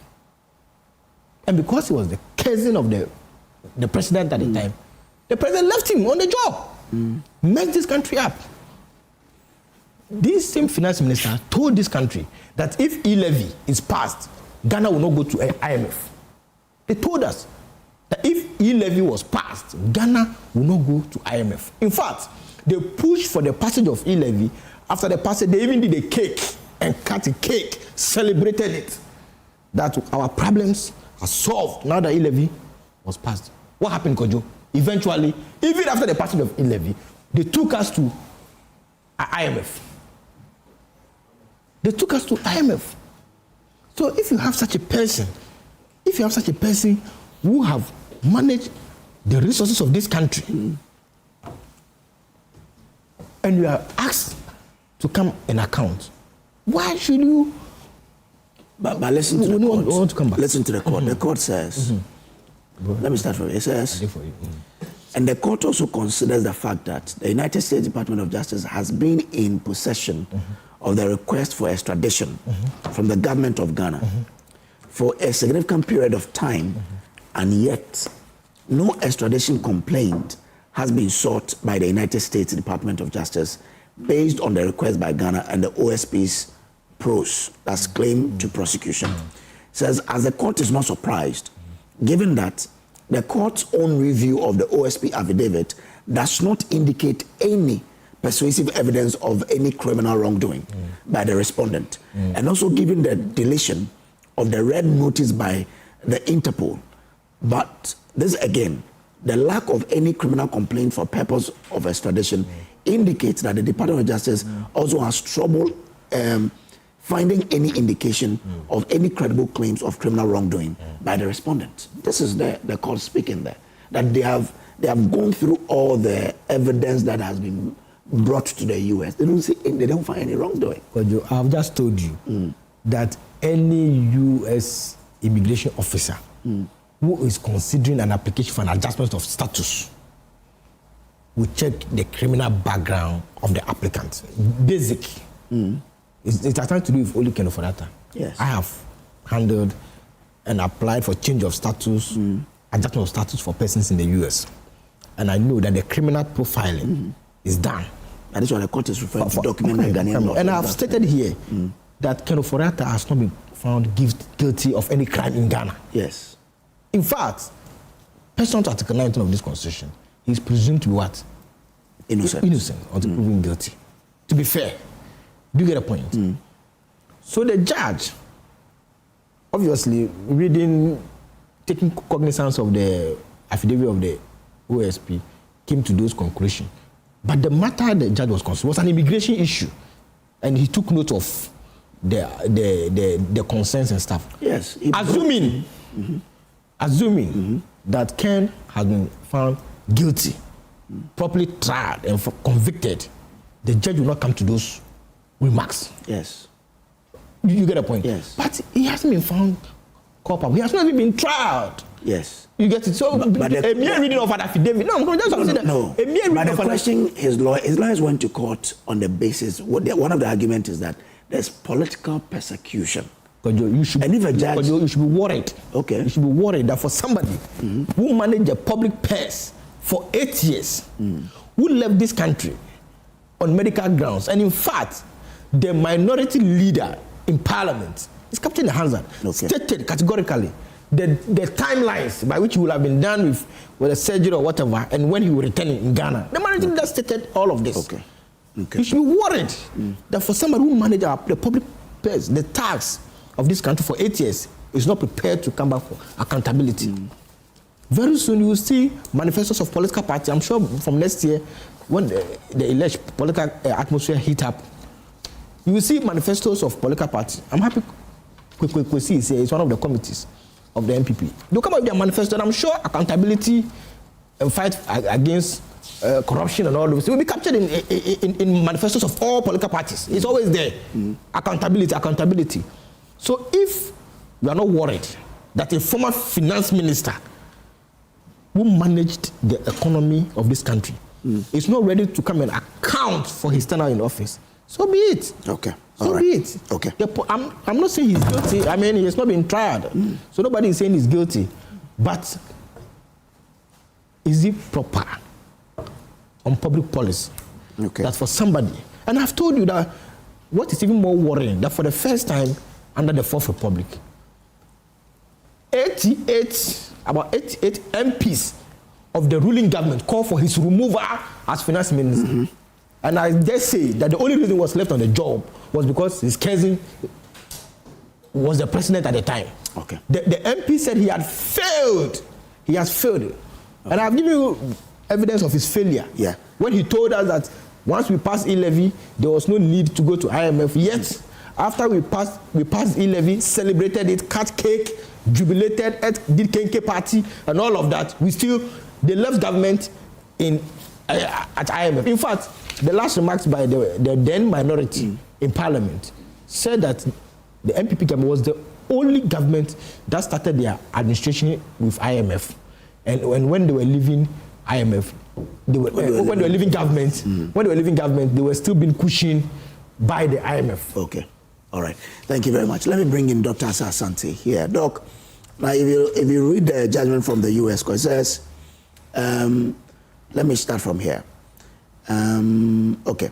However, the court finds, based on its review of the evidence, that the Office of the Special Prosecutor has not presented any proof in its long affidavit or in the criminal charges to credibly support any claim of wrongdoing, criminal or otherwise, by the respondent.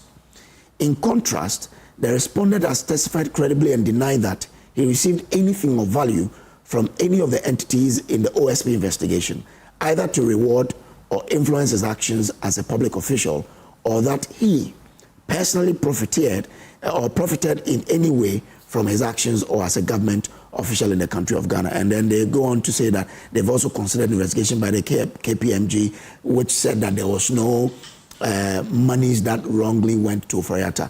By this, do you think Ghana or the AG will succeed in extraditing Ken Ofori-Atta to Ghana? Isn't it a close case now?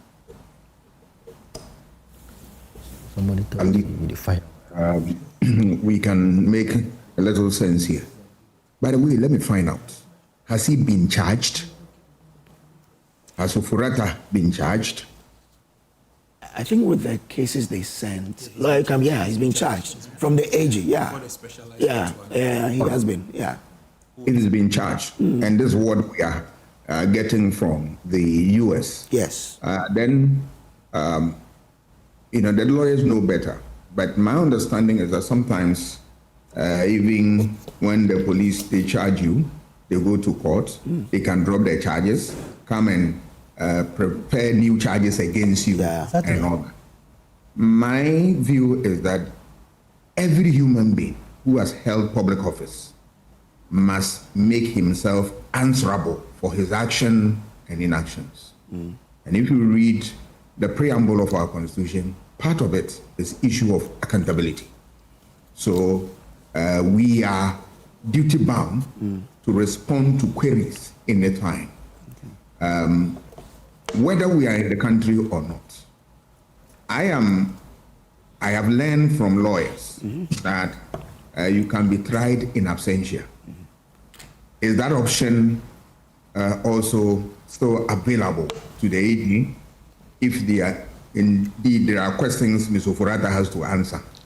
I think the AG's office must do more to be able to bring all that they need to bring to bear on the situation.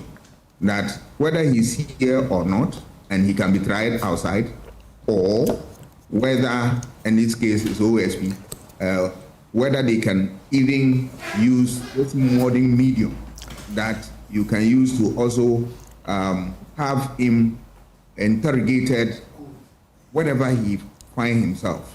They should do all that possible in order to let us know where we have reached in this matter. Because I believe that whatever it is, if there are questions, Ms. Ofori-Atta must be in a position to answer. I'm not sure he also would say that he's not ready to answer questions. But let us create that environment so that we can have something glean out of this. By the time we are able to do this and we are able to have him answer questions and all that, a decision will be reached, and all of us we know the way forward. From now, the back and forth for me is becoming a lot for us to bear. But hey, legal processes are not that simple, so I also bear with the process. But my view is that the SP, whatever it takes that he wants to throw out there in order to get this country along to follow this process to its logical conclusion, we are waiting patiently for that. He suggested that he could be available via virtual means to be interviewed by the OSP, and the OSP didn't take that. When state officials were addressing the press and saying some things that some lawyers even said, this could make the guy walk away because then it will be deemed persecution. Didn't we then throw that case away because of the actions of these state authorities? If you look at the chronology of the issues that have come up since his matter came up. Are we saying by this that by that action alone, that case is dead ab initio? Is that what we are saying, if there is indeed any case? If there is any case, I mean, lawyers have a way of going around it. So I find it a bit difficult to accept that. Okay. But lawyers and prosecutors have ways by which, if they really want to get you respond to certain queries and all that, I think they should employ that. And then let us get to the bottom. Because at the end of the day, the public, we have the right to know how the gentleman conducted his activities whilst in office. And let us also remember that we also owe the gentleman a duty of making sure that his rights are not trampled upon. So that fine balance must be established. And it means that the SP must also do its work in such a way that we'll get to the bottom. It's a very difficult process, but I believe that if they apply the proper procedure and they follow the proper rules and regulations, we should be able to get to the bottom line, so that at the end of the day, Mr. Ofori-Atta will not be seen to be guilty from day one, no, but he will be given the right opportunity to present himself to address the issues that the state want him to address. And that is all that there is to when we are talking about rule of law, accountability, and of course, democracy. All right, let me announce that we've been joined by Counsel Kwesi Boche Jr. He's a lawyer and a member of the NPP's communications team. Counsel, good morning. Everything good? Nice. Let me bring in Prof, and then I'll come back to you. Prof, so, I mean, the U.S. court is basically saying we find no wrongdoing on the part of Ken Ofori-Atta. They've given him that permanent stay. Is that, is there hope that the U.S. can say, okay, we're allowing you to go when the court has concluded that there's no evidence of wrongdoing on his part? Well, a very good morning to your good self, Kojo, and to my team in studio and to the general public.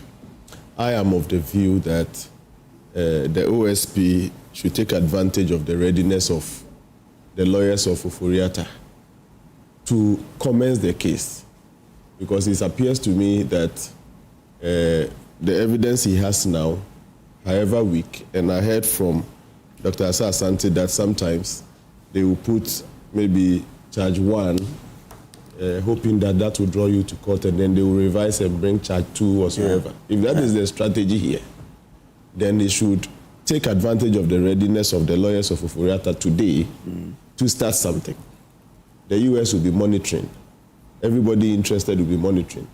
If it gets to a point where we see a serious case in there for him to answer, and he cannot appear in person, we give him all those opportunities. At a point, the global community does not condone corruption or anything that depletes the citizens of their share of the national cake. They would help and facilitate his arrival in the country for that purpose if the need arise. But the question would be whether the latest development in this matter, the lawyers will still be willing to go to court on this. Because if the U.S. court, where now he resides, and from the, he's a permanent resident now, right? So it means that he on his own can choose to come to Ghana or not. The U.S., based on the conclusion, it will be difficult for them to honor the extradition request, not so. No. Okay, it wouldn't be, okay. The comment the judge made was in relation to the adjustment of status. Okay. It was not even in connection to the extradition request. Yeah, I understand. It was in relation to the adjustment of status. If you read the, and one of the ingredients for the approval of adjustment of status is whether your criminality. Yes. And he has not been found culpable. Yes. He has not been convicted as of yet. If you read the judgment, the judge says that from the evidence they have looked at, there's no wrongdoing on the part of the man. So now, do we still envisage that Ken Ofori-Atta's lawyers will be willing to go into? In fact, I'm saying what I am saying because check the length of time it took the OSP to prefer charges against the man. It started with the usual recent initial condemnation of the man before he is charged. Exactly. He was condemned. Everybody in Ghana knew that he has something, corruption under his sleeves, and something to that thing. The lawyers are here. You guys should caution yourselves on that, because we keep referring to presumption of innocence and to proving guilty and all those things. But when you hear the commentary that surrounds Ofori-Atta, for example, or some other individuals, of the previous government. I mean, there's man on the street who feel that this guy is a criminal, like he's been condemned. Condemned totally. Then you present charges after a long time of comments that suggest to be condemning the man even before he's tried. And the charge is deemed to be weak by another court of competent jurisdiction. You may say it is not a court within our jurisdiction, fine. But every court is a court, in my view. I'm not sure the people who sat there were limited in the understanding of law and the weight of charges and all those things. I'm not sure. And I hear from Dr. Asante that it might be a strategy that start with charge one, and we know that in the court sometimes charges are revised and new charges. Step your best foot rather out there. Don't come with initial weak charges where a competent court can see it as a weak. Yes. Assuming it's a strategy, why do you start with a very weak case where courts, competent courts like the judgment we are reading, will see it as a very cutting weight or maybe an air weight type of charge, with the assumption that perhaps you have a better charge one day you profess when he is here in person. We always put our best foot rather forward. Okay, so for me, I would have suggested that if he needs the man to be present before he professes the right charge, and that he is starting with weightless charges while he pushes for the man's arrival, and that he can only profess the right charge to the man only when he's in Ghana, then he is actually not making use of the readiness of the legal counsel of Ofori-Atta. Because if Ofori-Atta was to be here in person, he could still have decided to speak through his counsel. You can't force a man to speak, not under our jurisdiction. He has the right to counsel, and he can choose to speak through his counsels. Many people speak through their counsels, and their counsels are ready. Ofori-Atta says he can appear on Zoom if he means you want to see him in person and then comment. Here in Ghana, with the persons in Ghana, during COVID or I think sometime, courts allowed some witnesses to speak through Zoom and all those things. So seriously, I think the conclusion the U.S. court is drawing is beginning to be the true position. I feel that the OSP doesn't have any serious charge, and that he's trying to perhaps be part of the drama. The person has to be here and arrested in a certain way. And I asked here last week that how does the mode of arrest deepen the potency or otherwise of the case? Do you get it? Yeah. If you have a case, you have a case. It is the way you go about it in getting the person doesn't add or subtract from the weight of your case. So the weight of OSP's first charge has been tried by a competent court. The only difference is that it wasn't a Ghanaian court. But it's a court, properly constituted. No, did you say it has been tried? No, a comment has been passed on its charge. No, it hasn't been tried. But I'm saying that a court has found the charges to be not too weightier to point to a wrongdoing or whatsoever. That's by looking at the affidavit of the OSP. Yes, and the charges thereon. The charges profess that no witnesses have been called and all of that. Absolutely. But isn't that the basis on which you want the guy extradited to Ghana? That's the weight of your argument to the US. That's what bring the guy to That's Ghana. what I've just told you. That if the OSP hasn't made a solid case, that is their problem. Yes. That is their problem. I mean, that is where I find the whole conversation. If you have a case, put your best foot out there. Let everybody who sees the charge say that this one, the guy has to be here in person to try it. Okay. Again, I'm saying he should take advantage of the readiness of Ofori-Atta's lawyers to commence the case. At a point, the entire global community will see that where the case is going, this man has to appear in person to answer some questions. But I mean, nothing has started, and then you are doing all this. You see now the public is beginning to detach from this Ofori-Atta case, especially when this judgment came. I've heard a lawyer on a sister station suggesting that it's either we close it if we can't start and put out serious charges to draw everybody's interest onto the case. It's been talk. And I expect a lot from the OSP that what we have. By way of when this issue started, around this table, there was a lawyer here. Yes. Who said that even she can present 100 and over evidence of why what is happening is a political persecution because of the speeches and the commentary from public officials. Just by way of public education. Again, there's no judgment from the US. It's just a decision on an application for adjustment of status, and then the judge make a remarks. Yeah. Now, the point I want to make is that even for temporary visa applications, they do criminal profiling. In fact, there are security questions. For some countries, you see why Thomas Partey, his denial from entering during the World Cup. That we all condemn that.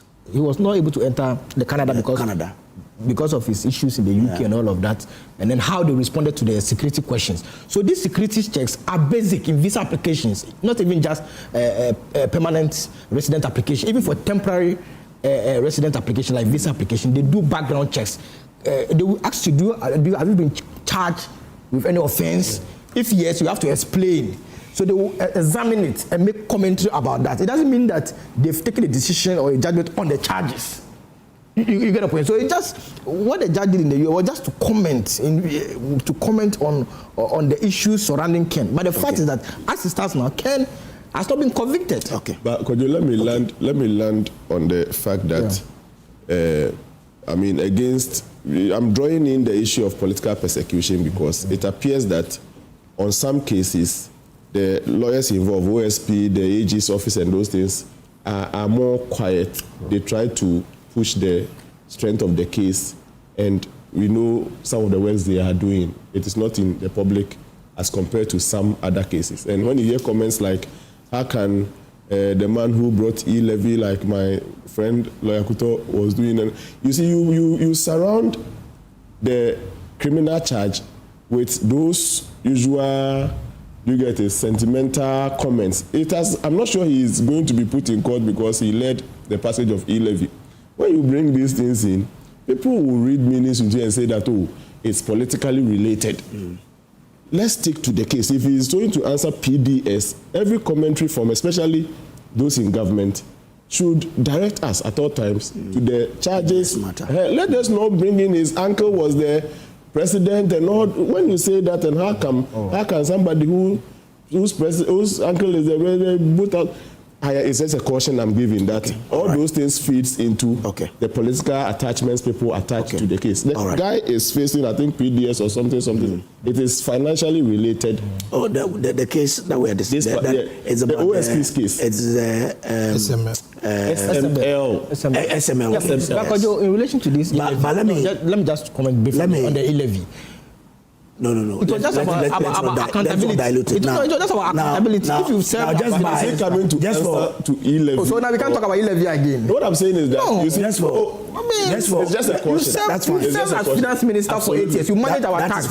We can't ask questions. Yeah, but what I'm saying is that he's not coming to account for every step that he took in his 8-year journey as a finance minister. This particular one is on the SML. I am thinking that when we have our conversation, it should limit itself to that one. If not, people will read the political this thing. Now, just for public education, for those who are watching us and probably have not had access to the judgment. Now, part of it says, the larger question for the court is whether the respondent has been credibly charged or engaged in criminal wrongdoing in connection with his work as a Minister of Finance in Ghana. It goes ahead to say, the court finds that the respondent has established that he did not engage in wrongdoing, criminal or otherwise, as Minister of Finance or as a government official in Ghana.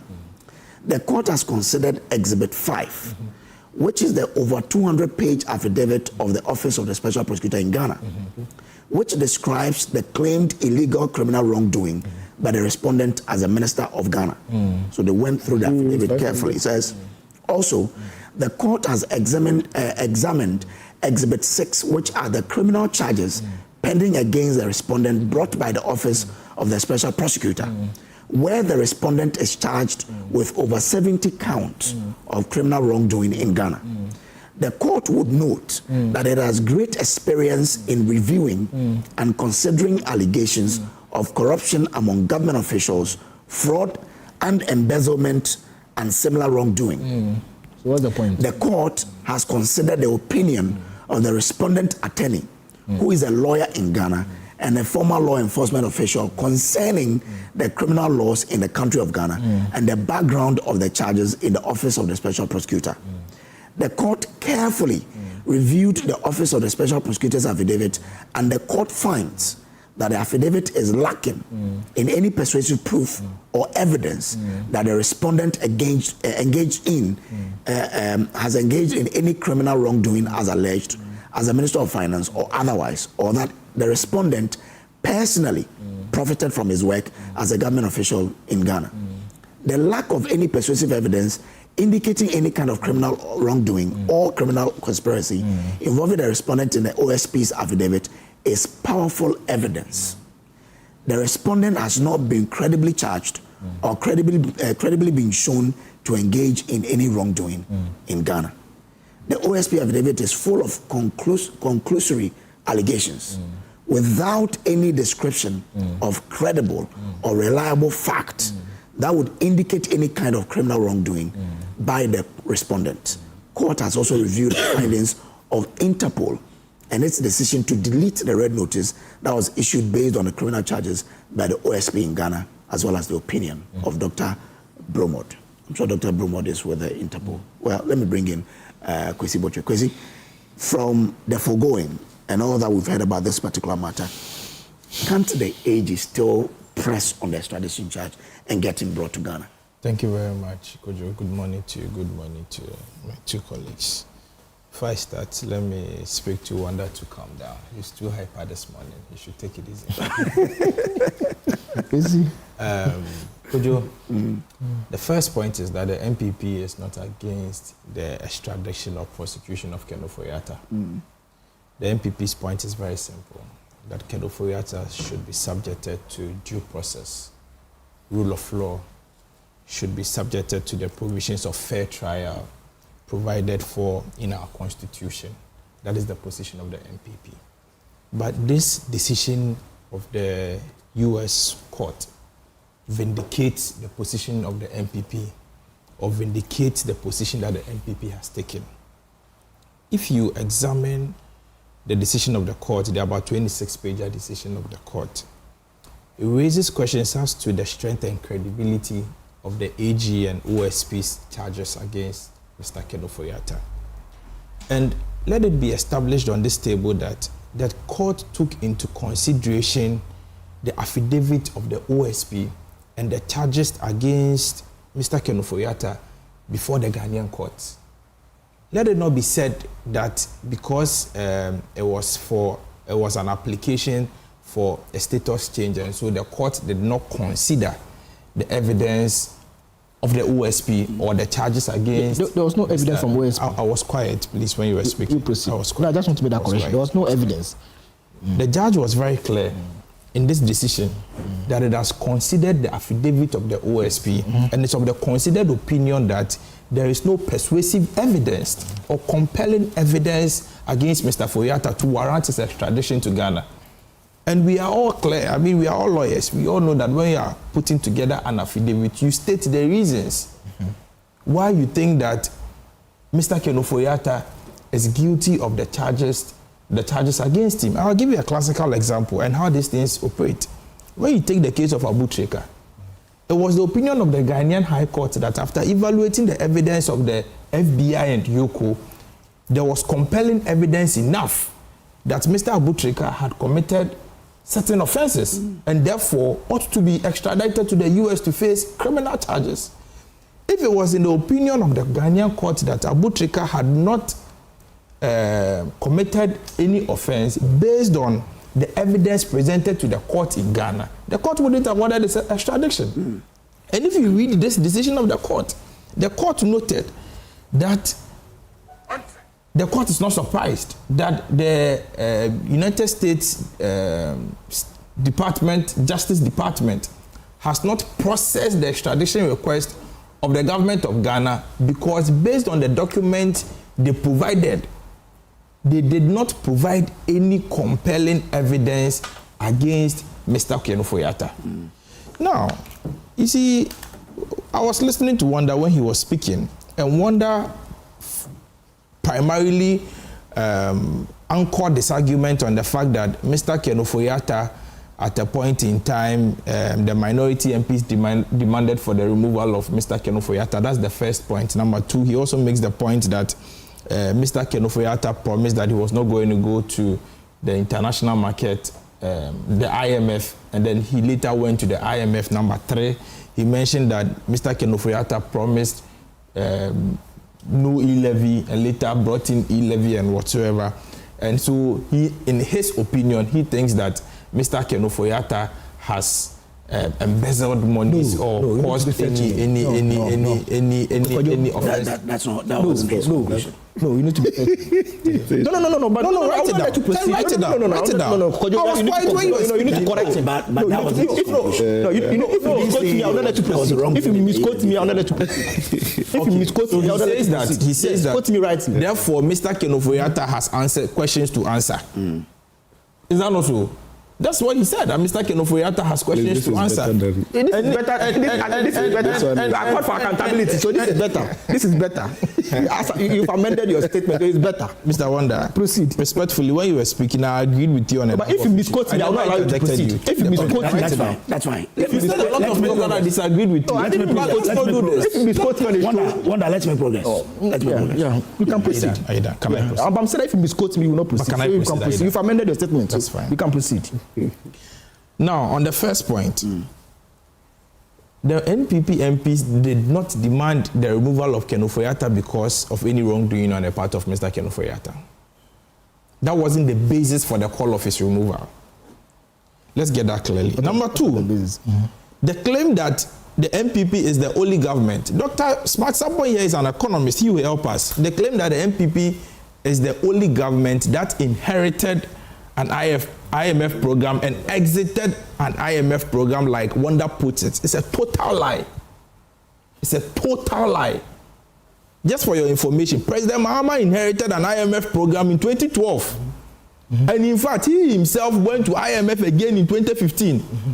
And so to say, and when I was leaving 2016, what happened? And so to say, please, I'm making my point. No, I will not entertain this from you. I will not entertain this from you. He said, I will not entertain this from you. I will not entertain this from you. Wanda, let me get the lie. No. Wanda, I think you have to. No, I will not entertain this. Kindly note that. I will not entertain. Take this pen. Write everything down. Proceed. He has a pen with him. You note it. You said emphatically that the NPP mismanaged the economy, Mr. Ken Ofori-Atta mismanaged the economy because the NPP is the only government, I heard you clearly, it's the only government that inherited an IMF program and also exited with an IMF program. And I'm telling you that that assertion is untrue. It's a lie. Because President Mahama inherited an IMF program in 2012, went into IMF again under his presidency in 2015 and exited an IMF program in 2016. And so that claim is also not true. Now, on the final point that Mr. Ken Ofori-Atta said that he was not going to introduce e-levy and that he introduced e-levy, and so that in itself constitutes an irregularity. Please, we all know that the introduction of e-levy was a decision by the government of the day. It wasn't the decision of Mr. Ken Ofori-Atta. It was a cabinet decision. It was a decision that was taken by the entire government. Like I have indicated, if there is anything or if there is any wrongdoing on the part of Mr. Ken Ofori-Atta, nothing stops this government from prosecuting Mr. Ken Ofori-Atta. But clearly, how can you say that somebody promised that no e-levy and later introduced e-levy, and so therefore the person has questions to answer before a court of law? This assertion underscores the political persuasion that we've all been talking about. In fact, Kojo, you are aware that the U.S. court actually acknowledged that the prosecution of Mr. Ken Ofori-Atta was a political campaign of the NDC in 2024. Mentioned. The court acknowledged it. And so it is clear. And if you put all the pieces of events together, and this decision of the U.S. court together, it points to but one irresistible conclusion, that Mr. Ken Ofori-Atta is being politically witch-hunted. If you have any credible charges or evidence against Mr. Ken Ofori-Atta, take him to court. Allow the legal processes to work. In any case, the accused person need not be in the jurisdiction to warrant his prosecution. Mr. Ken Ofori-Atta has employed the services of lawyers in Ghana. You know where to serve all legal correspondence on Mr. Ken Ofori-Atta. His lawyers are here in Ghana. His lawyers have indicated that their client is willing to actually cooperate with law enforcement agencies via Zoom or Skype or any electronic means. And so therefore, the presence of Ken Ofori-Atta here in Ghana is unnecessary. But do you know why they need Mr. Ken Ofori-Atta here in Ghana? If you look at the pattern of arrest in this Ghana, they want Mr. Ken Ofori-Atta to come so that they handcuff him at the airport, drive him in sirens to OSP or AG's office or CID or Yoko, keep him for 48 hours.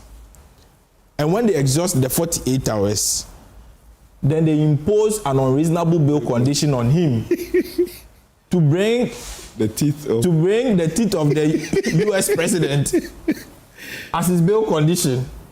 And that if Mr. Ken Ofori-Atta is unable to meet the bail condition, they keep him for about 2 weeks, 3 weeks until the court varies its bail. That is what they did to that's what they've done to almost every single person they are prosecuting. Almost every single person. They did it to Edubuahin. Edubuahin stayed in custody for 2 weeks, 14 days, because he was unable to meet his 200 million bail condition. Hanan stayed in Yoko's custody for about 3 weeks because he and his wife were unable to meet the 60 million bail condition. Mr. Sesibe, the NSA Director General, stayed in jail for close to about 3 months in custody, Yoko's custody for 3 months, just because he was unable to meet his 800 million Ghana cedis bail condition. 800 million Ghana cedis bail condition. 800 million Ghana cedis, close to $8 million bail condition. That is serious. Madam Gift-Yowari stayed in NIB custody because he was unable to meet his bail condition. And so every single person that they have prosecuted, that is the pattern they used. And so this pattern informed the U.S. Supreme Court, the U.S. court, and that is why the U.S. court categorically mentioned that they have the experience in these things and that they have taken notice of all the things that is going on in Ghana. When you have members of the NDC saying that they need Ken Ofori-Atta dead or alive. They need him dead or alive. All these things informed the decision of the court. And so, Kojo, I would not say much about this. My whole point is that if the NDC believes and is convinced that they have any credible charges against Mr. Ken Ofori-Atta, they should proceed.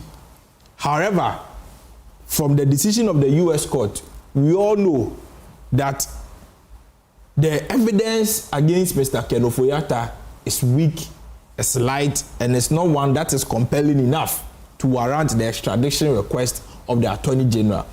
The U.S.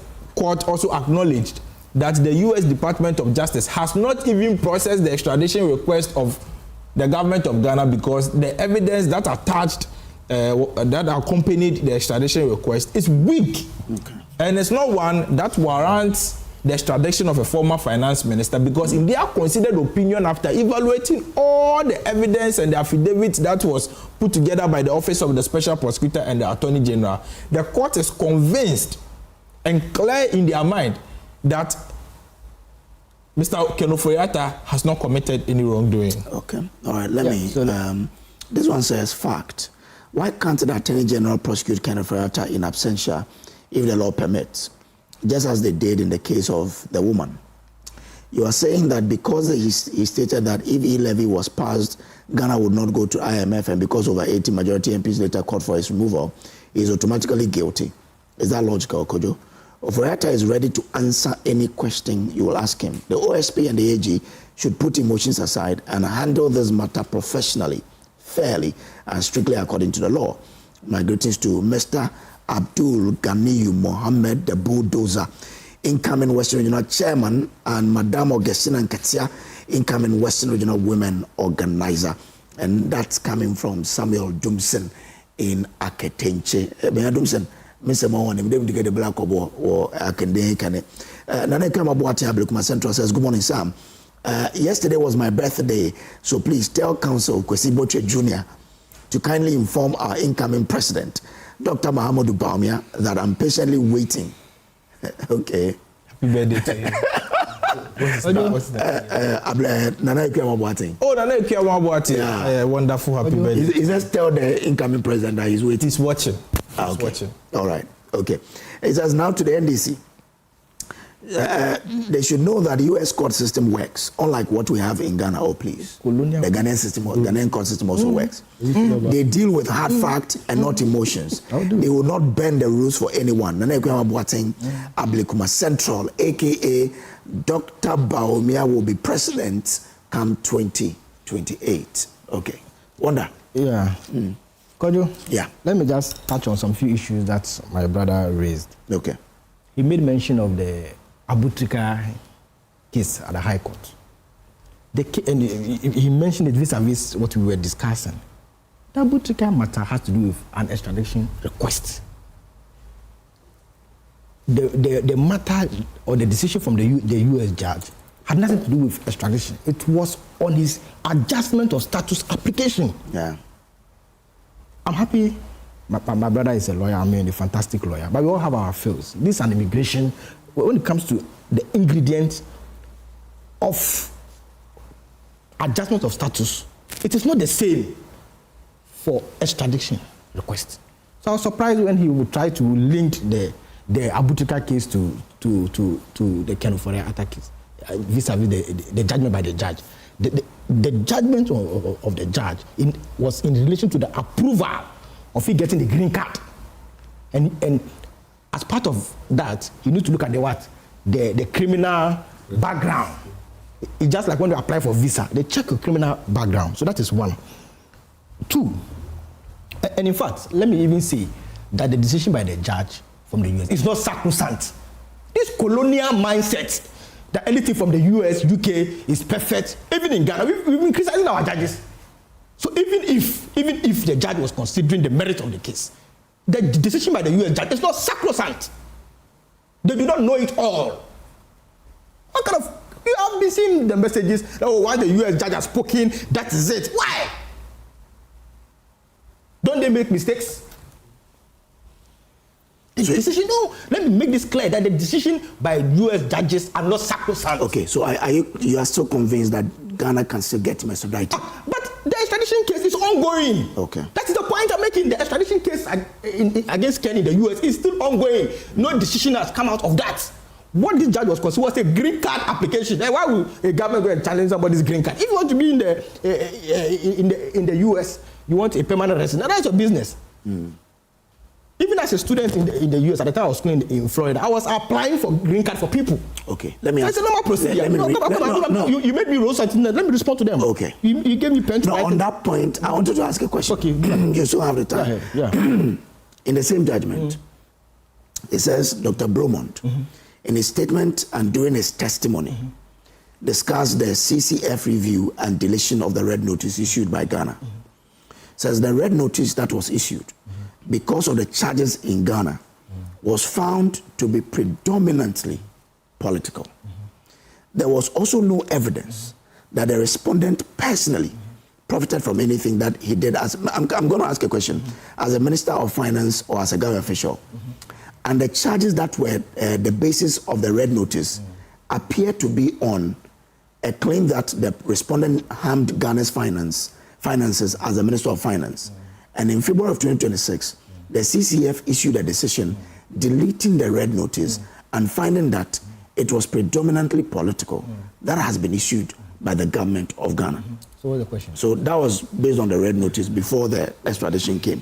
So based on this, that they found the evidence to be the charges to be predominantly political. Are you still convinced that we can get this US court to get Mr. Extradited to Ghana? Oh, I've just told you that the ingredient for extradition is different from the ingredient for approval of green card. No, it's not a green card matter. This was referring to the red notice. Oh, see, the red notice stuff, let me tell you something. The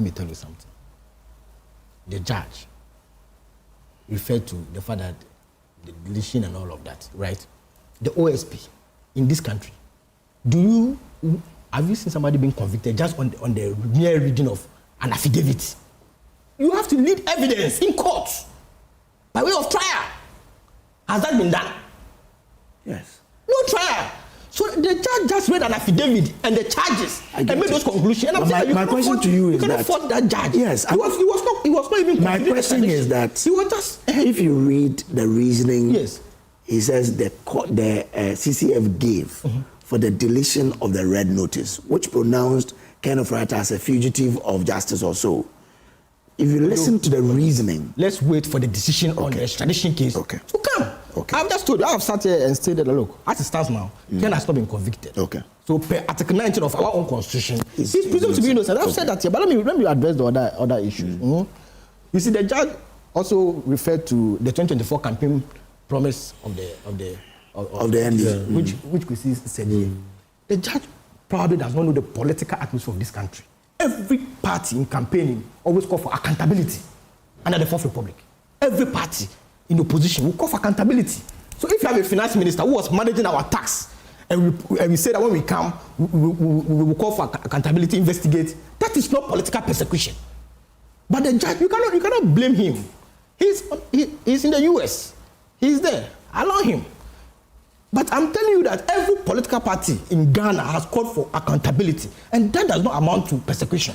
Okay.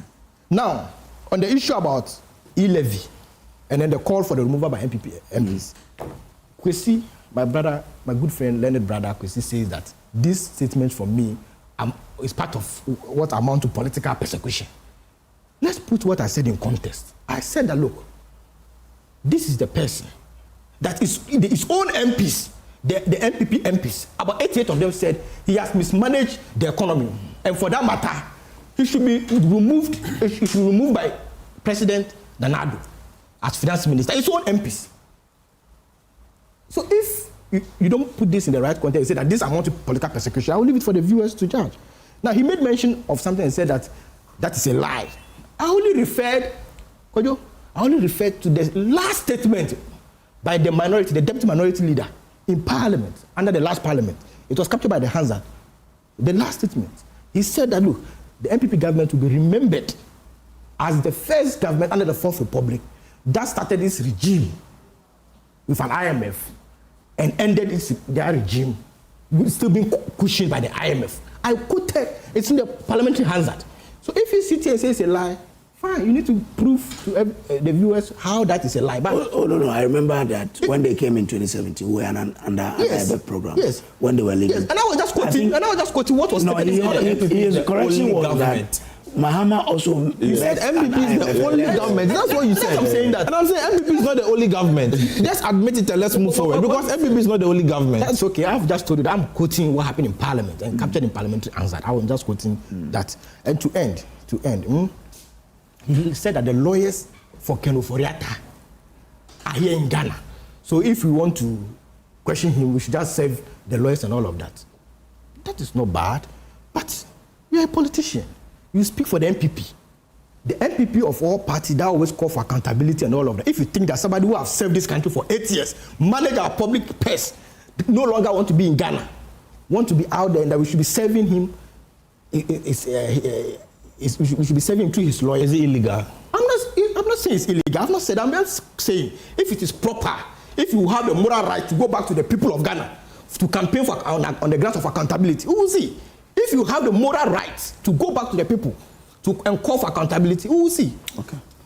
A former president was investigated in this country. Did he run away? Former President Mahama was investigated in this country. Did he run away? Okay. Today you are saying that we should write through his lawyers. No problem. Ghanaians are watching. All right, thank you. With a quick one, the strength of OSP's case, and I'm still on the OSP because we all expected better from the OSP's office. You see, if the red alert issued at a point gets deleted, senior, it is a serious blow on the strength of your case. In fact, to those who facilitated the institution of the red alert or the red notice, and then later got confronted with facts before a court, which led to they going back to delete that red notice, the OSP has actually misled them or perhaps caused a certain level of dent on their work. Because it means they should have done what they didn't do before issuing the red notice. And let nobody take the deletion of the red notice for granted. it speaks a lot. It speaks volumes on the case we initiated on the former finance minister. And to the politicians, I keep saying this. You see, in the campaign, as lawyer was saying, every political party calls for accountability. They do it. Yes. The advice I'm giving to political parties is that leave the names out. Okay, that's a good advice. Because if you specifically say, as for this person, when we come, he will go to jail, then you are trampling upon our own constitutional provision that declares the person innocent until proven guilty. So that is the caution I'm giving, that yes, you can call for accountability. In fact, you can target some people.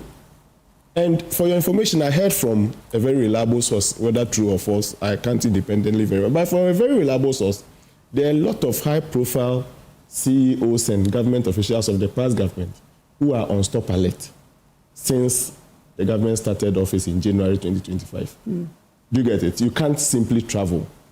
Your cases are being investigated whatsoever, and for some time now, some of them have been on stop alert. I mentioned stop alert because recently we are told that Dennis was put on stop alert. But even before Dennis, some people are on stop alert. I mean, cease from traveling so that they can help in investigation whatsoever. And people visit Yoko all the time and all those things. But for some people, if in your campaign, you actually mentioned their names, as for this Chief Justice, when we come, blah, blah, blah, and the case begins to unfold, you can't detach politics from it. So everybody must be ready for accountability. But I'm advising our politicians that when they are suspecting people and they want to chase them when they come into power, leave their names out. Do you get it? If not, they will refer you and say, this guy, you mentioned this name specifically, that when you come, you will jail him. Okay. All right. And so everything unfolding is just to fulfill the initial whatever you have done. So let's just do, this is an advice I'm giving them, that everybody who is serving in government today knows that one day when government changes, why should government even change before you are made accountable? But that is what we do here. But please, take the names out. Very soon, I'm sure MPP will also be mentioning names of people when they come. They will be whatever. Take the name out. Everybody knows people will be made accountable. But if you mention anybody's name and later the thing begins to unfold, you are unable to detach politics from it. It depends. So it's an advice. It's a serious advice. I'm passionate about it. Take the names out. Thank you. Kwesi? As a matter of fact, there is no extradition request pending before any U.S. court against Ken Ofori-Atta, as a matter of fact. But the AG has spoken on it. Because Wanda, let me make my point. I beg you. Go ahead. As a matter of fact, there is no extradition request before any U.S. court against Mr. Ken Ofori-Atta. And this was recognized by the decision of the immigration court in U.S., and I quote, and the court also considers the fact that the United States Department of Justice has been in possession of the extradition request from the government of Ghana for a significant period of time, and yet no extradition complaint has been sought by the United States Department of Justice based on the request by Ghana and the OSP's prosecution's claim, and OSP's claim to prosecute. This means that after, and the judge said, if you want to hear, and the court is not surprised, given that the court's own review of the OSP's affidavit does not indicate any persuasive evidence of any criminal wrongdoing by the respondent, Mr. Ken Ofori-Atta, and also giving deletion of the red notice by Interpol. And so the court recognizes three things. That one, there is no extradition matter pending before any U.S. What you read said there's an extradition request. Let him conclude. Let him conclude. The extradition request will be sent by the Attorney General to the U.S. Department of Justice. That's the first step. And the U.S. Department of Justice, upon evaluating the evidence of the Attorney General, will process it to the court. Dominic Ayini cannot live here and file an extradition matter in any U.S. court. It would have to go through the United... That is the first step for extradition. You make a request. Allow him. Let him make it. And if your request is unfounded, what happens? Does the United States Justice... No. Let him make his point. Allow him. Do you want us to give you the time to speak? Proceed. So when you make the request, the U.S. Department of Justice will evaluate your request and then process your request to court. Even the considered opinion of the U.S. Department of Justice, your request is frivolous your request is not supported by any evidence, they will not process him. And that is what has happened in the case of Ken Ofori-Atta. That despite the Attorney General sending the request, the Attorney General can send a request against Kojo Brazier. It is incumbent upon the United States Department of Justice to evaluate the request and determine as to whether or not the request is with merit. And when they determine that the request is with merit, then they process it to court. In the case of Mr. Ken Ofori-Atta, they have not processed it to court. And the judge is saying that he is not surprised that the department has not processed it to court because upon his evaluation of the affidavit and the supporting document, they've not been able to provide any compelling evidence against Mr. Ken Ofori-Atta. And also by way of education. Counsel here is my colleague at the bar, but by way of education to the general public. In your affidavit, an affidavit is a statement of fact sworn on oath. So an affidavit is a positive judicial confession. And when you are putting together your affidavit, the procedure, the CI-47 in Ghana, allows you to attach your evidence and exhibit them. And so the OSP attached this evidence against Mr. Ken Ofori-Atta. And so let nobody say that the OSP's affidavit is just a mere document that didn't include any evidence. The affidavit, in every affidavit, you are able, in fact, I think it's order 20 of the CI-47, you are able to include your evidence and exhibit same. This is settled law in Ghana. And so the OSP rightly so in its 150-pager affidavit, and I do not think that the 150-pager document is only statements by the OSP. I mean, what at all is he saying to constitute a 150-pager affidavit? Definitely, you constituted evidence against Mr. Ofori-Atta, including the KPMG report. And some has been referred to in the judgment. Absolutely. And the investigative finding of the OSP. And the judge is saying that upon evaluation of all these documents, in his opinion, the documents does not provide any persuasive evidence that Mr. Ken Ofori-Atta has committed any wrongdoing. Again, we cannot disassociate this decision of the immigration court from the extradition request of the Attorney General. Do you know why? What would have been the consequences if this application was denied by the U.S. court? What would have been the consequences? What would have been the consequences? The general public should answer. The consequences would have been that Mr. Ken Ofori-Atta would have been on his way to Ghana because he wouldn't have had any legitimate stay in the U.S. Yeah. And that, in essence, would mean that the U.S. would have to facilitate the extradition of Mr. Ken Ofori-Atta. And so if the U.S. court has clearly said that based on the documents you have provided them, by the government of Ghana, led by President Mahama and Dominica Inas, the Attorney General, Dr. Dominica Inas, the Attorney General, OSP. And the OSP, there is no persuasive evidence, and that all your affidavit is borders on politics and not law, and that Mr. Ken Ofori-Atta cannot be extradited to Ghana based on your political affidavit. Based on your political affidavit. So let me. And that's I learned. Before you come in, that's I learned. If in the opinion of the Ghanaian court also, the application for extradition of Abu Trika that you said is not connected was based on politics and not law, do you think the Ghanaian High Court would have allowed it? After exam, we are all being told that the Ghanaian court examined the video evidence, and after watching the video evidence was compelled that, or was satisfied that there's compelling evidence against Mr. Abu Trika, and so he should be sent. In the same vein, if this court had examined the affidavit and was compelled that there is enough evidence against Mr. Ken Ofori-Atta, he would have refused this application, and Mr. Ken Ofori-Atta consequently would have been extradited to Ghana. That is the fact. All right. Just on the no. We have to move on. No. I need to make. If I give you, you will also take. Of course. It's fine. Let's move on. If we give him no, we have to move on. No. We have to move on. This one says. This one says. As a matter of law and fact, there is no concrete evidence of the allegations leveled against Ken Ofori-Atta.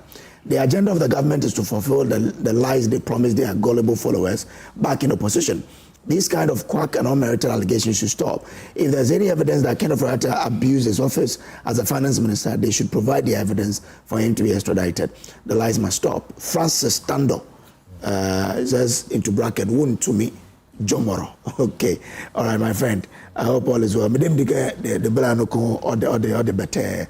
Okay. So let's move on to talk about the going beyond Galamsey ambulance after Wontumi. Who's next?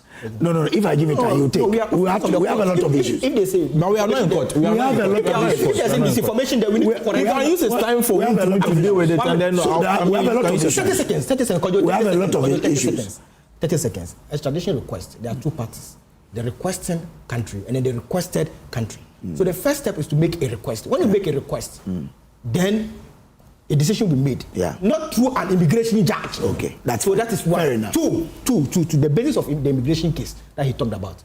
Assuming the one sponsoring Ken Ofori-Atta does not have a legal stay, the child, assuming it doesn't have a legal stay, the application will have been rejected, and that will have nothing to do with his case in Ghana. Okay, all so right. that issue was purely immigration. Thank you. And then Thank you very much. Thank you, I'm grateful. The judge didn't mention all the things you are saying. I don't know why you Let me think the US judge is sacrosanct. It's fine. It's fine. It's an immigration. Nobody said it's sacrosanct. It was green card. Green card. It has nothing to do with SMS. It was green card. Let's move on. Thank you very much. Now we can move on. Let's talk about after Wontumi, what next? Let me come to you. Now, that question still have to be one because you are in government. Yeah. You better answer the question. Who's next? No. You are in government. So after Wontumi, who's next? Thank you, Kojo. Yeah, I have gone through the. I'm giving you 5 minutes so that we can all mark ourselves. Oh, that's okay. I have gone through the judgment of the conviction and sentencing of Wontumi.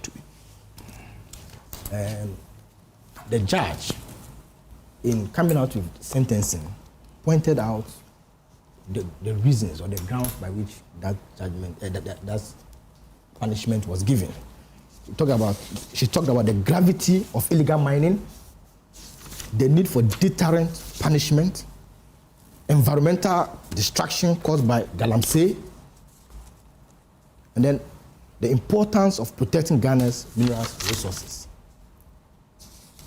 For me, personally, to be honest, the only problem I had to do with why Henry and Michael. Joint News made a reportage that the Deputy Attorney General, maybe you help me confirm, Joint News made a reportage that the Deputy Attorney General said those people were not prosecuted because they took advantage of the plea bargaining. I heard him on Joy FM yesterday. Yeah. The Deputy Attorney General. I think when the issue started earlier on, yeah. Personally, as a lawyer, I was sad when I heard that. Because if you know the impact of galamsey in this country, plea bargaining should not be available for persons culpable.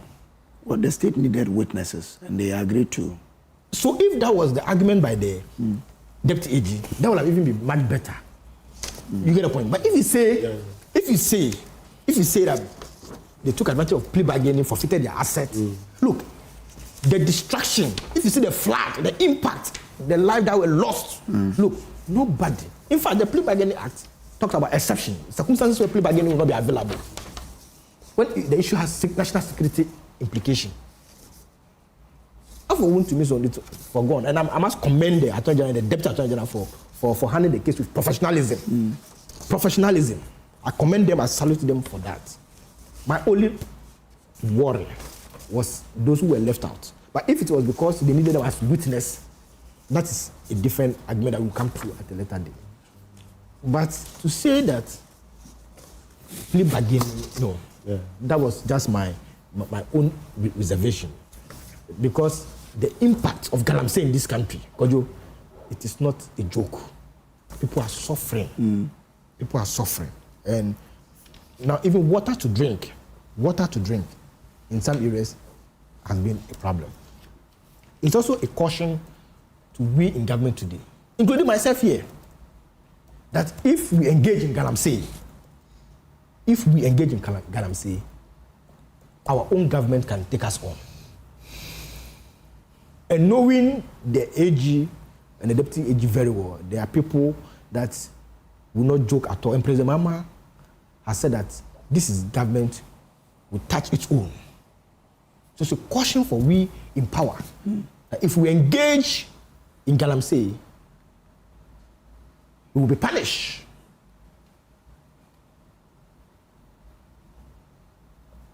I'm only surprised that the previous government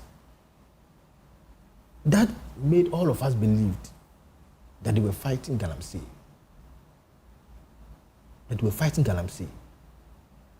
Could not touch their own. Because clearly, the activities of Akunta mining did not start last year. It started over a period of time, even at the point the people were in power. So that matter could have been handled. But it's okay. There's a new government that believes in the fight against Galamsey. Which of your own have you touched?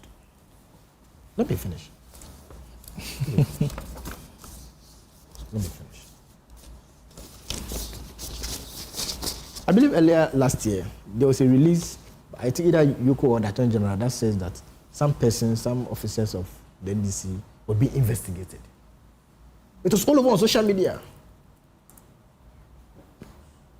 They've not been held culpable of any wrongdoing. Yet some people are jubilating and all of that. Your people? I'm just saying, people on social media, some were jubilating and all of that.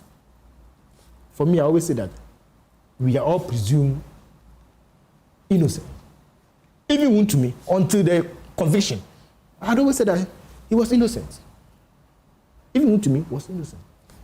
Until you go to the full trial. Until you go through the full trial. So for me, I'm not one of those who believe that who get happy when people are convicted and all of that. I rather see it as a lesson, as a guide for us to be careful in our ways. Now we know that excavators, even if you purposefully supply excavators, get involved in all of that, you can be held culpable. So we know. Okay. We know. All right. So the point is, the societal impact of the activities of Galamsey is huge and massive. Okay. All right. Such that no one should get involved. Okay. Now let me end by saying this, that in the past, when it comes to the fight against Galamsey, you only see that, this government have gone to burn excavators, they've arrested these people, but those who are behind, the politicians, in fact, if you read the judgment very well, the corporate veil was lifted. The corporate veil was lifted, and the court determined that Akunta mining is the same as Wuntumi. So it means that if a politician, and you are behind Galamsey, quietly, one day, if the corporate veil is lifted, it can follow you. Okay. So let us all, including myself, let us all stay away from Galamsey. But legal mining is allowed. Okay. Let us not confuse this. Legal mining is allowed. It is not every mining that is illegal. It is the illegal mining that we are fighting against. So let all of us, including politicians, stay away from illegal mining. Kojo. Okay, I'm grateful to you. Let me say good morning to my very good friend, Lawyer Mitri. You remember her? Yeah. Lawyer Mitri. I just think so. Okay. Lawyer Mitri was with the August Law. HMS August Law, they are opposite Accra Mall in the City Galleria. She's a very good friend of mine, very intelligent lawyer. She's watching us now. So Lawyer Mitri of the August Law, good morning to you, my friend. Papa, a fantastic lawyer by our standards. Well, okay. So once again, Lawyer Mitri and all her friends at August Law, good morning to you. Yeah, Boche. So what's why is your party even against the conviction anyway? Because this is law. You should was taken through the legal processes. That's a very good question. Now, my party's concern is not with the judiciary. Let's get that clearly. Okay. The concern of the MPP is with the reasoning of this judgment, the reasoning behind it, and the conclusions of the court. Now, before I come to the legal aspect of this decision and examine and critique it as my party has done through the press conference, let me start by saying that, you see, MPP welcomes every means of prosecution. Let me reiterate this point. We are not against the prosecution of any of our members. all what we are calling for is due process and justice. Okay. And justice must not only be done, it must seem to be done. How did we get here with all this Wontumi matter? How did we get here? We got here through a petition. This whole matter was invoked by a petition by 3 distinguished persons, or by a group of people, by 3 people who have formed a group.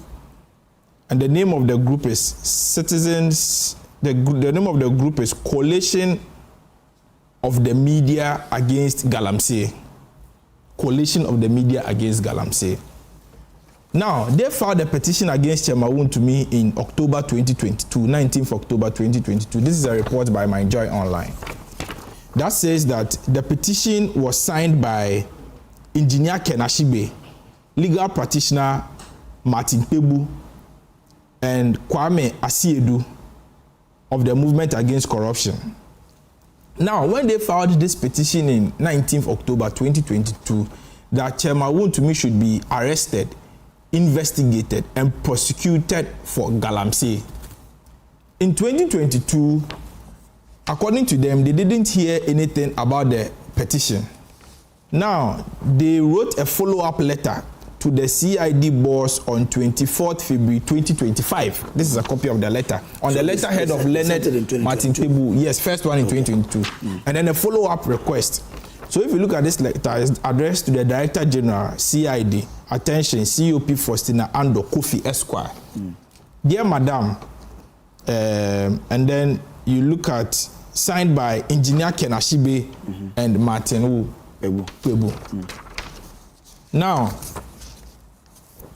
I'll jump and come to what Engineer Martin Pebu said, Engineer Ken Ofori-Atta said on 21st July 2026 after Wontumi was convicted and sentenced.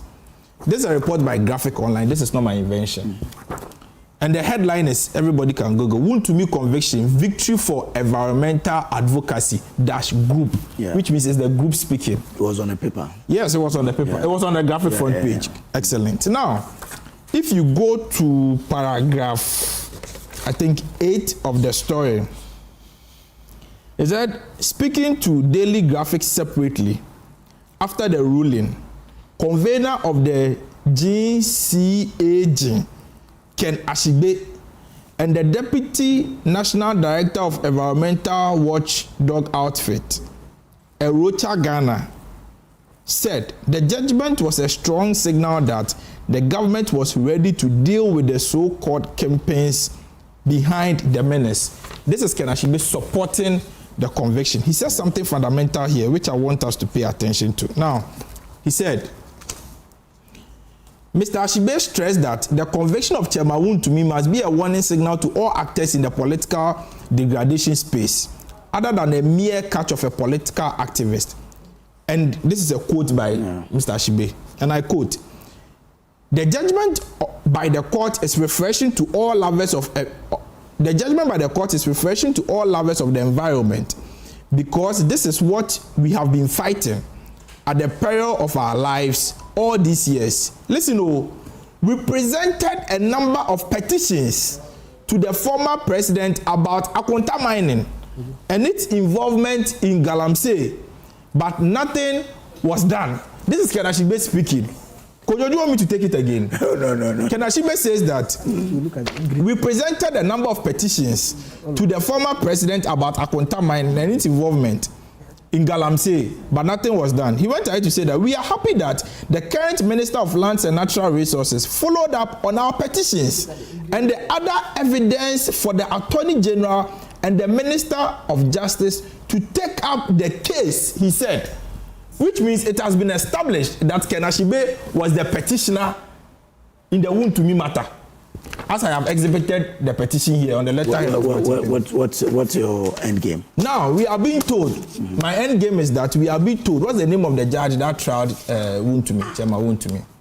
What's the name of the judge? Kojo-Vite. Audrey Kojo-Vite. I have indicated that our concern is not with the judiciary. It's not with any judge. But we are questioning the due process that led to the conviction and sentencing of Chairman Wontumi. Do you have Let me make my point. Process? I'm making my point. I mean, this is the point of the party. This is the point of the party. Okay. And I'm making a very serious point here.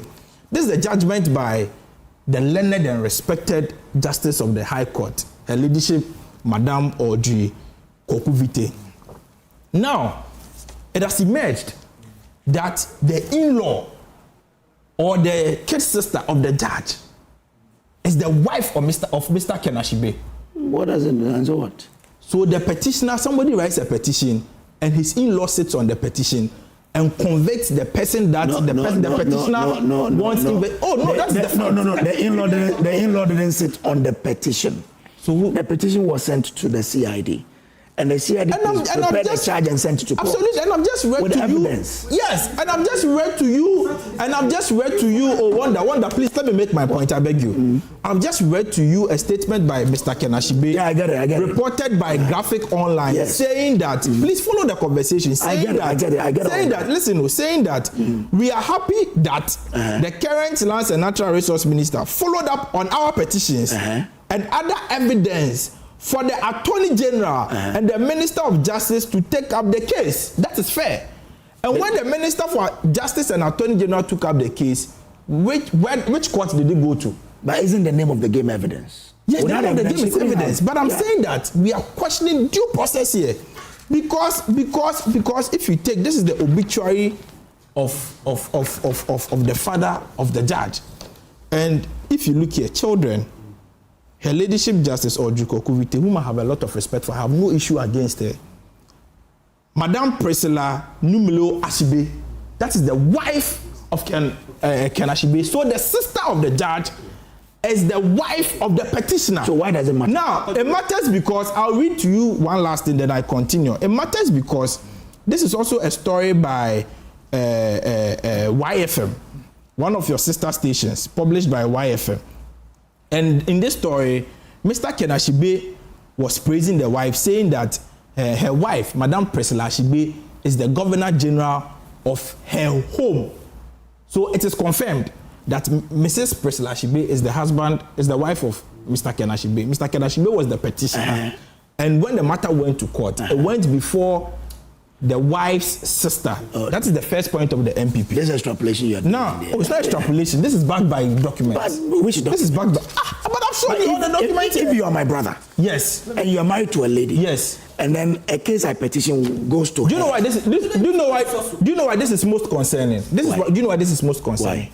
Because it is most concerning and it is very serious, because in this judgment that convicted and sentenced Chairman Wontumi, the judge found that there was no direct evidence against Chairman Wontumi.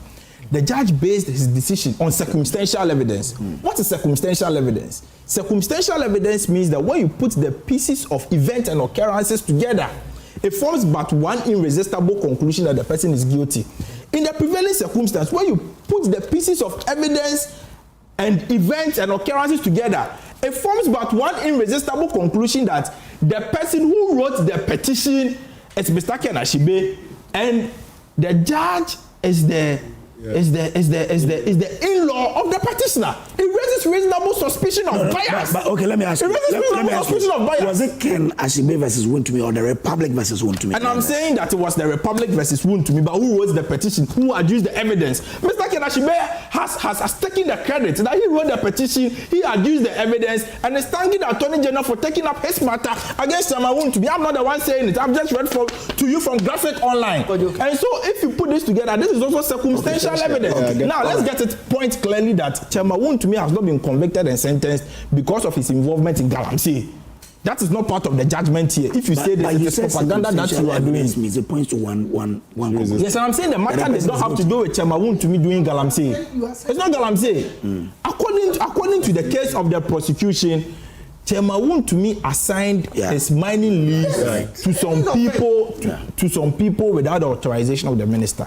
Now, I have two major concerns with the conclusions of this ruling. One, the first conclusion is that we are being told that Chairman Wontumi had legitimate license to mine on the Samurai Boy concession. Yes. Legitimate license. Yes, that's a fact. And so if he had legitimate license to mine, why then would he employ the services of some people to do illegal mining for him on his own concession that he has legitimate license to mine? Chairman Woon to me would have taken excavators to go on Samurai Boy to mine anyhow that he wants without breaching any law. And so why would he then employ somebody to go and do illegal mining on a concession that he has legitimate license to mine on? But that is the first point. That doesn't mean he has to do illegal mining. Come again? That doesn't mean he has to do illegal mining. You said he could take excavators there and mine anyhow. Because he has license to the concession. But not anyhow. No, but he has license to the concession. I get it. I'm only saying that. Okay, to mine responsibly. He has the necessary licenses to the concession. And so Chairman Woon to me did not need anybody to go onto his very own land that he has title to land to do illegal mining and give proceeds to him. That's the first point I'm making. Okay. Now the second point, Kojo, the second point that I want to make before Dr. Smartsapon comes in here is that Woon to me was convicted, like we have said, without any direct evidence. He was convicted based on the oath of the prosecution witnesses. That is Henry Akum and Samuel Jesse. Now, when you give an oath in court, you swear an oath and give testimony in court. Yeah. It is testimony by oath. Chairman Woon to me also mounted the box to also give his testimony by way of oath. So now it boils down to oath against oath. The witnesses claim Chairman Woon to me has done ABCD or gave them the land to go and mine or to go and do illegal mining. Chairman Woon to me also on oath said that he didn't give them the land to go and mine, but then he gave the land to them for reclamation purposes, also on oath. So now, in matters of oath against oath, it is settled law in Ghana's criminal jurisprudence that it has to be resolved in favor of the accused person, because it is the prosecution that bears the legal and tedious burden of proof to prove the guilt of the accused person beyond reasonable doubt. And so therefore, if there is any doubt that has arisen by virtue of the oath against Chairman Woon to me and Chairman Woon to me's oath against the prosecution witnesses, then that oath ought to be resolved in favor of the accused person. But in the prevailing circumstances and in this judgment, the oath against oath was resolved in favor of the prosecution. And that raises fundamental grounds for the conclusion and the sentencing of Chairman Woon to me in this judgment. There are so many things in this judgment that we can point out. But for the sake of time, you let me land here. Yeah. Thank you very much. We need to end here. No, you have spoken, Dr. Sam. You have spoken. You've made your point. Okay, please. You've made your point. Professor Sapon, come in. Professor Sapon. No, Professor Sapon. Very well. So, I want to simplify the entire matter. Okay. Number one, in this very case of Woon to me, because the other accused persons opted to serve as witness to the prosecution's case, they have been kind of set free. And Lawyer Kuto was not too happy with that. I haven't also been happy with that. Going forward, what it means is that when those caught in the act appears or avails themselves to become witnesses for the prosecution, it means there's a precedence now that they can also be set free. Who are our targets? Okay, because they are adults. The two people whose names were mentioned here, the Siedu guy and this were adults. They also must come under direct responsibility of protection of our land. The burden must not only be pushed to Woon to me because he has signed the land. They too had a national duty to also preserve the land. But because they availed themselves, that for me is a very bad precedence going forward. Okay. What it means is that the chiefs who are also assigning lands to people, you know that this is happening in our areas. I come from areas like that where some landowners are assigning their lands to people they are doing. What it means is that those people causing the damage to the land have a way out. In fact, the nature of the situation now, as I see, is that there has been this first conviction over an instance where the person was not found by the court to be directly involved in Galamsey. Who are our targets? Are they those who are? To me, also agree that he introduced them to the excavator supplier. That does not mean that. That does not mean that. You still need excavator for reclamation. You still need excavator for reclamation. Let me make my point. My point is that, and this Galamsey thing I understand it very well because I come from areas where this is happening. And the targets going forward must not be limited to people who assigned those lands. I think our main targets are those people, the perpetrators of, and we shouldn't cause any confusion in the minds or empower and embolden people to be doing it, because when they are caught, all right, it is their come and testify against somebody. Without any documentary proof. Absolutely. Okay. Then the second point I'm making is that the page has been opened. Maybe this is going to be a better way of saving our environment. Okay. All right. So everybody must come together. Those in government today, find a way of prosecuting your own, because we know it's been confirmed by several reports, including the president's own confession, that persons in this government are engaged in government. Okay. All right. Begin to prosecute yourself. That is my first assignment. My second assignment is that if the usual thing we know of people in government not willing and able to prosecute their own would continue, then those in opposition today, in all the mining districts, get people to get a register of those perpetrating that crime. If government in power today will not be able to prosecute the people in power, charge your people over there to get evidence or put cases down of people who are destroying our forest, so that when you come into power, you would have the basis to prosecute all of them, because the page has been open. Yeah. Maybe this is going to be a better way of we saving our environment. Okay. The fact that they've been able to secure conviction against an opposition member means that even if the government decide not to prosecute their own, it will be a responsibility on Kwesi's government when they come to also do that, so that if this side prosecutes that side, and this side also prosecutes that side, won't our environment be free of these people? Okay, thank you. It's a serious charge they must take. Begin to put down evidence of people who are currently destroying our environment, so that if their government isn't able to prosecute them, it will be their duty to do that. Thank you very much. This one says, a blessed happy birthday to you, Dr. Winifred Nafisa Mahama. Cheers to another trip around the sun. Let's celebrate all day long. Wishing you the biggest slice of happiness. Enjoy your day, Mama, from Posha Samari Mahama. And that's it there. Okay. Happy birthday to you, Dr. Winifred Nafisa Mahama. Let me do this one here. Happy 78th birthday to Akura Sarah Lynn Mansari from OAA 1965. OAA is what? Okay. Accra is what? Accra. Okay, let me just Accra Sarah Lynn Mansari. May this lovely day bring happiness and the opportunities in your life and family. Wishing you the happiest birthday ever from your Accra Winifred, Osei 204, the entire OA and Achimota School. Okay, so all the Achimota Association will love you. Accra Sarah Lynn Mansari. Happy birthday to you. This is your 70th birthday. Enjoy to the maximum. And to my own brother, Pakum Kumsen. Pakum, you are a wonderful friend. You're a wonderful brother. You've been there all these years. We are blessed to have you. Today is your birthday, my brother. You know what? Enjoy it to the maximum. In the way the world die, you say, "Yamana meze yila ona do one on you kizire." Uzozi kampai bo me rebela say boy FM. Yamana do one no na you kizire. E ma de bla mo wa hono zo na iran mo eba mo. Pakum kumsen. More ade lower disco bombrega. Yamana yila ona do one no ba. So on behalf of Amia and Amaya Moane, yes, yamana meze yila. Happy birthday to you, Pakum kumsen. Enti Milman, Mabson Boa, and them one, and we cry around the same Missimabe. Yamana do you want another hobo? Yes. Oh, yeah, was that?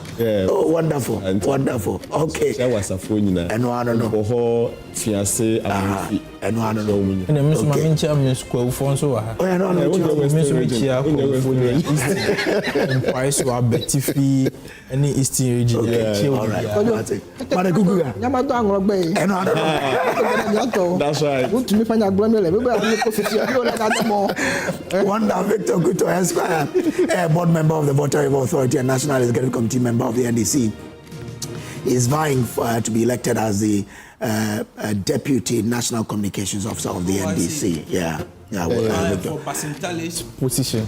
No, Basintele used to be the national deputy comms director. He's deputy communication. You're right. He's but he's not contesting again. Very effective person. But he's not contesting. So you want to be? Yes, he's vying for it. And I'm told that he will win. People tell me that he will win. Small, you're on the ground. But he's a VR. He has a lot of money. He has a lot of money. Professor Scott Sapon is senior research fellow at Kumasi Technical University. Kwesi Boche Jr. is lawyer and a member of the MPP's communications team. Okay. Very good morning to you all and to the very, very dedicated staff of Kumasi Technical University, the best technical university in Ghana. Yeah. And technical university. Oh, the best. I mean the best. We have a lot of technical universities, but I emphasize on the best. Okay. That's right. The best in Kumasi or the best in Ashanti, because the best in Ghana. The best comes from the West. No, qualify your best.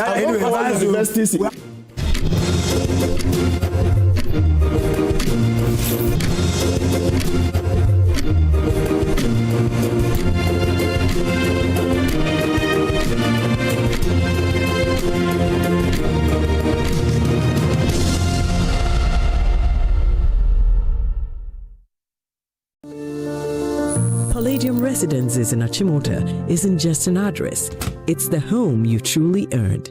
Secure your place with just a 10% deposit and choose from beautifully designed modern apartments or spacious townhouses built for everyday comfort. This is more than a building.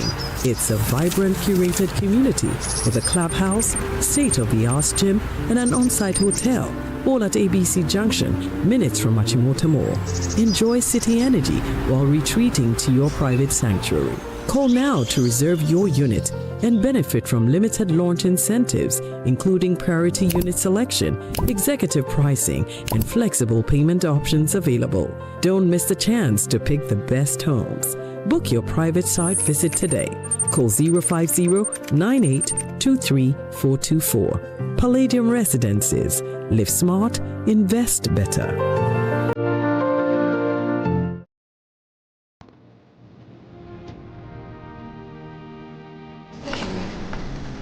Through every stage of life, let's go. Some things simply stay with us. The spirit of never giving up.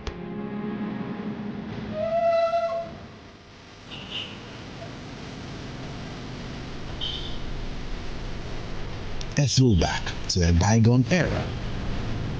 Love was service. The silent statement of love.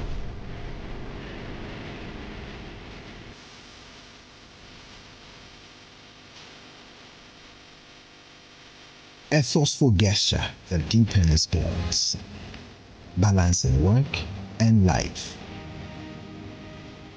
Every drop refreshes, every sip hydrates, just as it should. I am awake, one for life. Drink water, drink awake. Supporting the National Cardiothoracic Center. This advert is empty. Upgrade your print game with Konica Minolta, proudly powered by SkySat Technologies.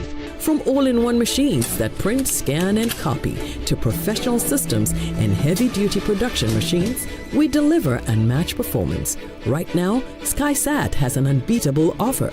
1 entire year of free servicing on all Konica Minolta machines. That's 12 months of expert maintenance for new and existing customers. Visit our new VIP print center at Pegasus Place, Airport Residential Area for a live demonstration. Call us on 050-164-5180 or 0302-798-829. Again, it's 050-164-5180 or 0302-798-829. SkySat Technologies. Performance that delivers every time. Hi, now let me share my wildlife experience with you at Safari Valley Eco Park. Welcome to Safari Valley Eco Park. Our electric shuttle pulled up, and in no time, our tour began. We were surrounded by wildlife from the moment we entered the eco park. We were greeted by experienced tour guides who took us through orientation and how to better enjoy the experience. Watch these animals roam freely in their natural habitat undisturbed by our presence. We saw zebras, sable antelope, brown cranes, mara, silky chicken, nyalas, Shetland ponies, and so many animals I just couldn't keep up. Our tour guides taught us so much about the wildlife, their behavior, and how to interact with them. I even fed them. We also went fishing on a man-made canal. Then we took a break to have lunch in this serene environment. All this amazing experience for this price for adults? This price for teenagers. It's a bargain. As the sun began to set, it was time to go back home, but not before dinner by the campfire. It has been a thrill of a lifetime, and I can't wait till my next visit. Safari Valley Eco Park, bringing you closer to nature.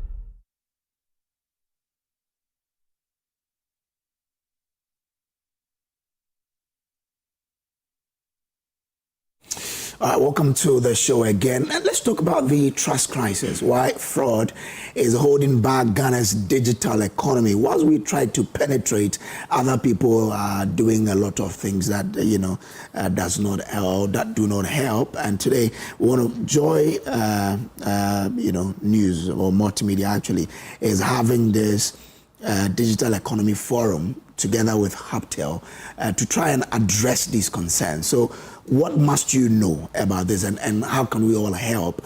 Nana Osu Mafu is head of user experience and marketing at Haptel. Nana, good morning. Good morning. All good? All good, Chief. Okay. Patrick Asari Frimpong is head of products at Haptel. Pat, good morning. Good morning. All good? I'm doing well. Nice space. Patrick there symbolizes Sikam Pedede. And my own boss and friend, Evans Mensia, a senior editor. Yeah, join us. Evans is joining us via Zoom. Evans, good morning. Good morning, Kojo. You good?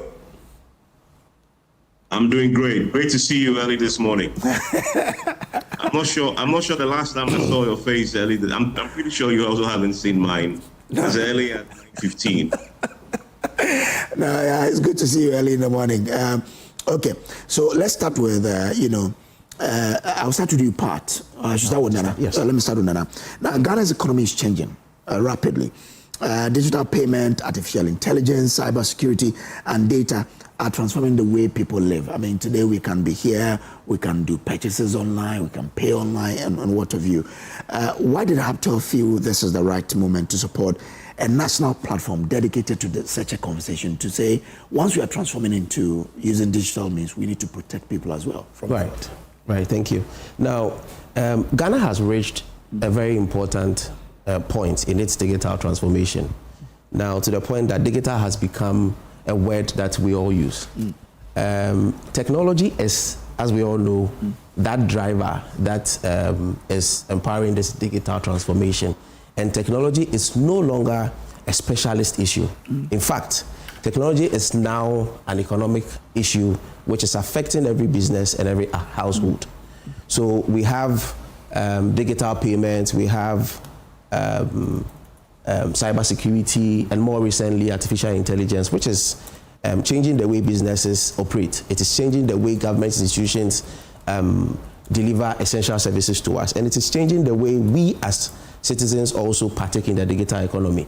Now, whilst all of these present a very wide range of opportunities, I think we also need to look at asking ourselves very difficult questions which will drive that thoughtful national conversation, right? And Haptel, as a company that has digital payments at the center of its core, believe that we don't have to be only focused on technology. We have to also be part of the conversations around same. And so the Digital Economy Forum is here putting together experts from artificial intelligence, experts from government regulators and academia and stuff to make sure that we drive this conversation forward for all of us to be very comfortable around when we discuss things like this. And the end, game for you is what? At the end of the day, what happens? Yes, at the end of the day, we want to be able to provide a fact which will get people to understand or get the evidences rather than we just speculating around digital payments. Okay. Yes. But let me bring you in because Haptel sits at a very interesting stage of Ghana's digital economy where, you're able to connect consumers, producers. I mean, last time I saw one of your adverts where it says, "Ebano gobe crowd, talk to Haptel." What unique perspective does that give you on where Ghana's digital economy is headed? Yes. Yes, I'll take that one. Yeah. So, before I come to the perspective, let me give a brief perspective on Haptel itself. So Haptel connects businesses to the communities that we live in. Now we do this by doing three main things. We provide clarity, control, and growth. First of all, we provide clarity for businesses where we identify the gaps that exist in payments when it comes to businesses. And then from there we give them control, which is the tools that enable them to collect these payments without any confusions. And then we believe that once we give them clarity and control, growth automatically becomes inevitable. Now, this framework that I mentioned is what empowers thousands of merchants on our platforms, which is powering millions of transactions that we see every day on our platform. And so, along these lines, we see that trust is a very important aspect of all of this. I mean, trust is the reason why we have all been very comfortable putting our money on all our digital money on mobile money and all the networks, right? And so we believe that businesses will only thrive when consumers have confidence in them. And which is why our perspective, which you asked, is shaped by the experiences that we know from this ecosystem that I mentioned, from businesses to the community. So it's shaped by that, which is why we also believe that this conversation is very important. Okay, all right. Now, on that background, let me now, because my understanding is that this forum, the Digital Economy Forum, has been designed as just not a one-stop event, but as a series of, event that would help us achieve the bigger. But then the question is, what is the bigger ambition, behind it, and what kinds of national conversations do you hope this will stimulate? Yes. So. Good. This is not a one-time event, as you rightly said. In fact, our ambition is to create Ghana's leading platform for these serious business conversations. And so every episode that we will talk about will touch on a very important part of our digital economy. So coming along in time, we'll be talking about AI, which is affecting the way we work. I think Patrick will touch on that some more. We'll talk about cybersecurity. We'll talk about the digital footprint. We'll also talk about financial inclusion.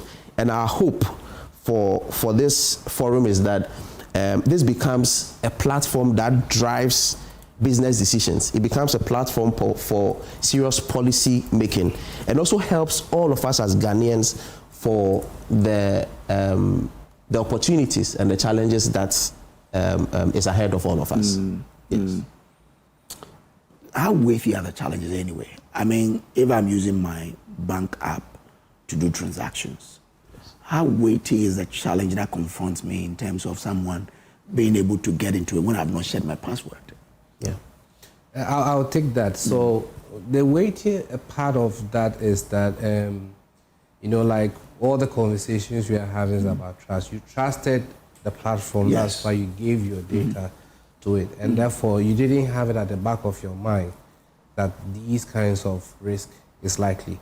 The thing is that on a digital platform or a digital economy, what actually happens is that because all your data are there, any compromise around your data and your privacy will release all the information that you have, which will also include very sensitive information. So, I mean, there's this notion that we always say that technology is neither good nor bad, but it is basically how we govern it, how we adapt it, and then how we prepare the society towards it. Okay. So if we prepare you very well in how or what it is that you are engaging yourself in, it makes you a bit more conscious about that. So it's very important that we do that. And this platform is one of the ways that we want to do that. So for people who are watching us, what would you say are the biggest risks associated with the transformation we are having in the digital space? So I think that most times when we have these conversations, we tend to draw more on the negative aspect and not look at the positive, the opportunities. So I first want to talk about the opportunities are very enormous. I mean, we have this opportunity for greater financial inclusion where everybody will be part of the financial system. It's very important. That's how the only way the economy will grow. Productivity is also very key to every business. If you're a business person, you need to be productive. Productive means that you're able to deliver your service or your good at a cheaper rate. So that means that you invest in a little, but you're able to get in more. We also, the other opportunity there is that there are new jobs.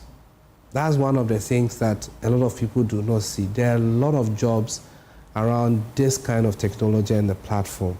And it needs to come in there. And the last thing I will say is that it gives also businesses, like Nano also said, that we connect businesses to communities. You need to give, business must have competitive advantages. And there's a lot of competitive advantage on this kind of platform. Now with this, it now comes to your question of risk. Yes, because of the sophistication of the technology, the bad actors behind it are also sophisticated enough in terms of fraud, in terms of using AI to scam you, in terms of data privacy and you losing your data. So these are very important aspect. And if we don't handle this risk very well, what happens at the end of the day is that businesses will no more invest into the technology. You know, I remember some few years ago, when you have mobile money or you have even card and you go to a business, they don't have anything to accept the cash or the mobile money. So you are ended up going to the ATM to withdraw the money or going to an agent to get the cash to come and pay. But now, if you've seen that every business you go has invested into the technology, so therefore it's easy for us to transact. The other part of it is that customers will go back to cash. And if you look at our target, we have not grown very well with cash. So there's no way we really want to do that. And the last thing that these risks will also affect us is that there will be no innovation, because then we'll all be stuck around dealing with the cash, dealing with not only just cash, but dealing with the old traditional ways, which is not what really will move us forward. So the risk is key, and we need to address it. So we don't need to look at it in a different, we have to face it. But we have to look at it in the context of the opportunities and what we begin to gain if we're able to solve this problem very well. And this is your inaugural edition. Yes. And then your focus is the trust crisis. Correct. Why fraud is holding back Ghana's digital economy. Yeah. Why did you think that trust was the right place to start such a conversation? Thanks. The trust is the foundation for everything that you do. You know, when I was growing up, there was a formula somebody gave me. It said trust is equal to test times time. Basically, you test something over a period of time. And that is how it grows. And if we are not able to attack it very well, and we'll lose trust, we lose everything. And so here's if you look at Ghana and what we've done, it's amazing what we've done in terms of adopting technology to grow. And in this modern era, I don't think we can grow any faster without technology. And so coming back to the basis of it, of trust, as in businesses trusting, consumers trusting, becomes the key things. And that is why for us, we feel like trust is not a cybersecurity issue, as in it is actually an economic crisis. It's an economic issue, and if we deal with it very well, so that's why the first edition we are starting with trust, so that we really deal with this part very well, and then start the conversation that will broaden the economy and what we have to do. Okay. If the Digital Economy Forum is successful 5 years from now, yes, what would you want to see as a footprint of that forum on Ghanaian businesses and individuals? So I think the main thing is that we wanted to, my boss, I always quote him, says that the world has moved on very much because of conversation. And I quote Mr. Alex Brown, by the way. Alex Brown. Yes, Bram. Yes, okay. The CEO of Haptel. Okay. So we need to talk. Conversations is what brings out good and the bad of everything. So our hope is that this becomes the platform where these conversations are had, number one, between industry players and then academia. It should become a place where that conversation is happening. And policymakers will now, which is our parliamentarians and anyone who is involved in policy, will use this platform to be making policies that will affect both the economy and also the citizenry. Number two, we are hoping that this becomes also a platform that will help the youth to begin to see the opportunities that are available. A lot of people, especially the young ones, may be not too much aware of, yes, the risk, we talk about it, but what are the opportunities also? So we are hoping that this becomes also the opportunity for young people to really see the opportunities that is available. For businesses primarily, we are hoping that this becomes a place where they can see how they can make strategic decisions that will affect their strategic positions in the market we have, and even compete also in the global scale. And if I believe the platform allows that to happen, then I think that generally we have really succeeded very much. So we are hoping that this platform becomes a place where these deeper conversations will be had and not just highlight the problems, but actually go deeper into what it is, the cons and the pros, and then together we can build a whole economy through this. So I've listened to Haptel, yes, and I've ignored my own boss. I'm bringing my boss now, Evans Mensah. Evans, so why should business leaders, entrepreneurs, policymakers, and ordinary Ghanaians make time to watch the documentary and also be part of the digital forum on July 22? You should, and Kojo, you yourself, you're a businessman. And I'm pretty sure that one of the biggest things you have to contend with is fraud. Fraud either perpetrated by people internally, as the BOG itself had discovered with this latest report, or your clients perpetrating the fraud on you, or third parties who have made a career in a business and an industry out of defrauding businesses like yours, or your clients have set up and simply duping and using vulnerabilities in the digital payment system, particularly, as we will discover tonight, social engineering to get people's PINs and their passwords to sort of, take money that they obviously haven't earned. And that is why businesses must be interested in a conversation like this, because every business, every individual in Ghana right now, overwhelming majority of all of us, have a digital footprint somewhere. We are making digital payments at one point in our lives, daily lives, or the other, or we are receiving digital payments. And so we are all vulnerable. The key question is, how do you deal with that as a business? How do you deal with that as a client? How do you deal with that as an ordinary citizen?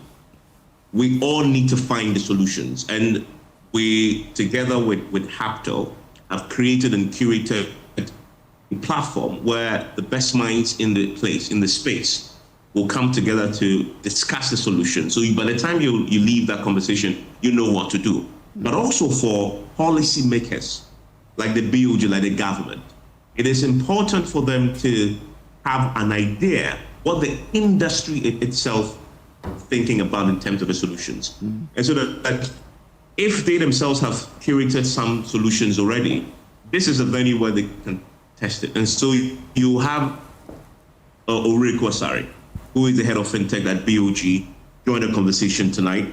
And they are already implementing a raft of solutions to this, but this is an opportunity for them to test it. You have Johnny Wa, and Johnny Wa is the CEO of the Ghana Association of Banks. They are also in partnership with the fintechs, working to put in place the guardrails and the architecture to mitigate the devastating impact of fraud. And so you also see Ebenezer Bofo, who works with Haptel there. They come to this conversation with a huge history of experiences. And I like the Haptel intervention. They have a very unique intervention that they will talk about. in the conversation how they have deployed technology to deal with the matter. So you have Minister Bofo joining us. There's a cybersecurity angle to this, and that is why you also hear tonight from Stephen Kojo Seshi.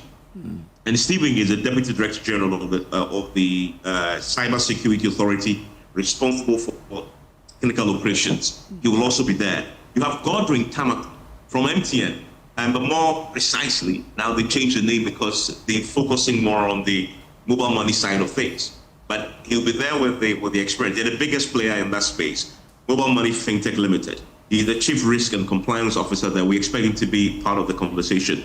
There is an economic angle to this that ties everything back to our economic transformation. And that is why we have Professor Bokwe. You know him, Kojo, who's also going to be part of this. But I'm personally looking forward to the document. But the documentary is an investigative piece that shows you the face of the problem. So you see in this documentary a conversation with a fraudster. So that you understand how they think. The only way you solve a problem is when you have defined it properly and understand it. When you hear a fraudster and the way they approach it, speak to us in this documentary, it goes a long way to begin to appreciate what ways and how do you begin to find them and get authority, as societal authority to the BOG, to track them down in a way that prevent the avenues for defrauding people. So it's going to be an all-encompassing conversation starting at 8 p.m. tonight on the Joy News channel and ending at 10 p.m. We're going to have a studio audience too. The studio audience have been carefully selected. So they come to the table with diverse backgrounds. We're going to have customers, we're going to have market women, we're going to have merchants, mobile money operators, we're going to have reps from the Chamber of Telecommunications, all in that room, and also business leaders in the room to have that conversation and pose questions, but also offer their insights and experiences and expertise, so that by the time we're done, we will have a blueprint to fixing this problem. Okay. And even before I watched the documentary, I heard you speak to the fraudster there. Did he get you? Nearly. And it's such a fascinating thing. This guy was so confident. Calm, soft-spoken, and he had one objective to get my pin. And I simply wanted to order something from KFC. And they've managed to mirror and create a mirror KFC platform. Which was very professionally set up. And you have to key in your details, and it's so professionally set up, you have no suspicion that it was fake. It turns out to be fake. And so you key your thing in and you can order it all online, but at the end, it will ask you to put in your PIN. That is when it alerted me something was fundamentally wrong. By the way, he succeeded in defrauding one of our colleagues of everything.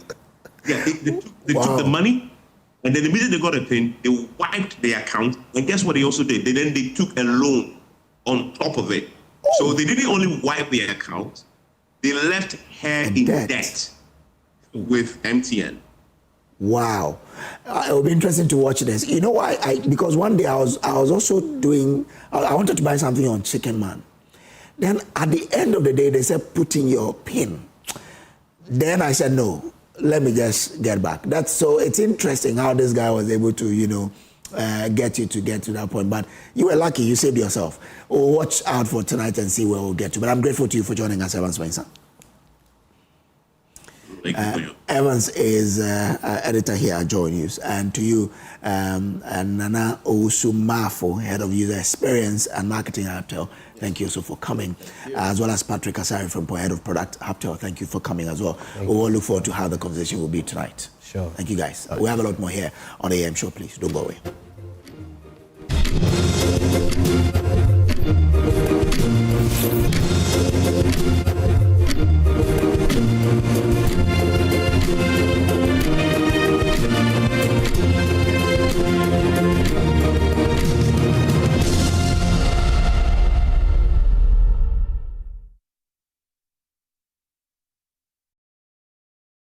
Missed passes? Bad referee decisions? Don't let your child's grade suffer a bad match. Ensure a straight win this academic season with curriculum-aligned textbooks and interactive tools from Pegasus Publishing. From preschool to senior high school, we have the exact game plan your kids need to ace their classes.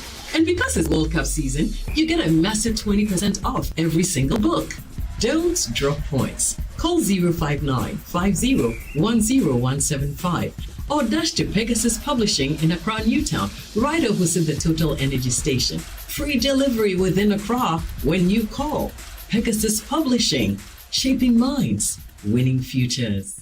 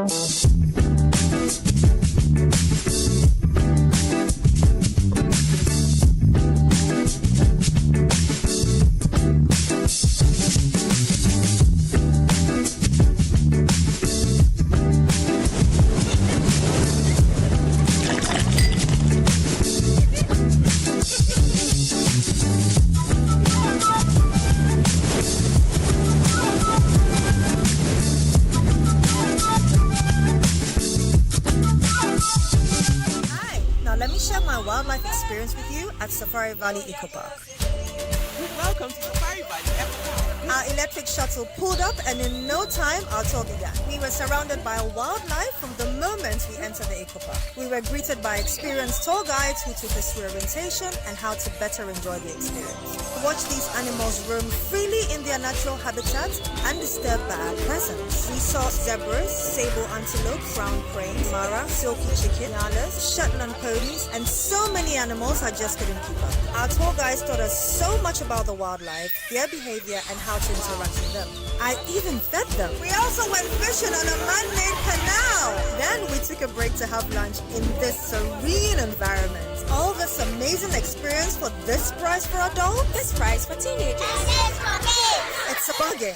As the sun began to set, it was time to go back home, but not before dinner by the campfire. It has been a thrill of a lifetime, and I can't wait till my next visit. Safari Valley Eco Park, bringing you closer to nature.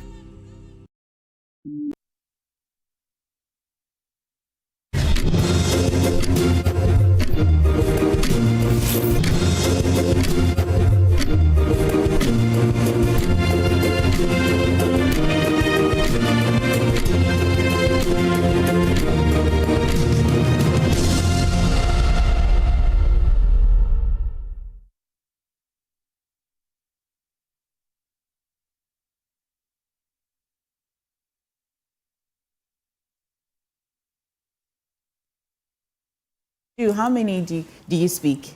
Well, I don't trust you. So let's talk about Indigenous Languages campaign, which seeks to create awareness about the importance of Indigenous language in education, health, communication, governance, conflict resolution, that's important, environmental conservation, and national development. And joining me this morning is Richard McTete.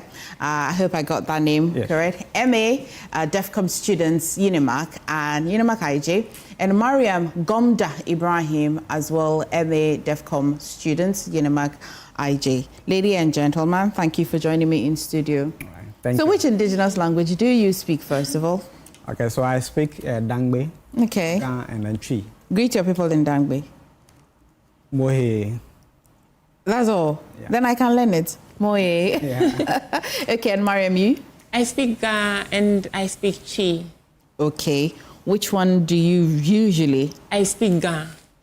Yoga. Oh, yoga now. Okay. Right, tell me, I know that some languages are nearly... We can't even, they're nearly gone. Yeah. But why have you decided to want to go on this project, on this campaign? Okay, so as part of UNIMAC teachings, we are doing a particular course that is communication for social change. And then we also have communication on indigenous languages. And then we realized that 40 of our indigenous languages are already gone. And some are on the threat.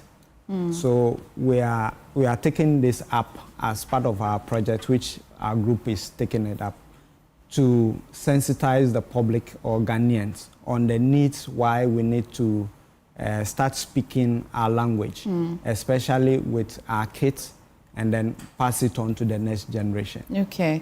Why do we need it though, Mariam? We're speaking fine, are we not? Yes. It's very important. Language is not just language. Language is tied to culture. So when language is extinct, it means culture is fading. It is very, very important to save culture by learning the language, preserving it, and passing it on to the next generation. Okay, but in you mentioned you gave me some data, 40%. No, 40 indigenous languages. 40 indigenous languages are going extinct, they're gone already. Yes. Which one surprised you most? Which language is gone extinct that you are very surprised in your findings?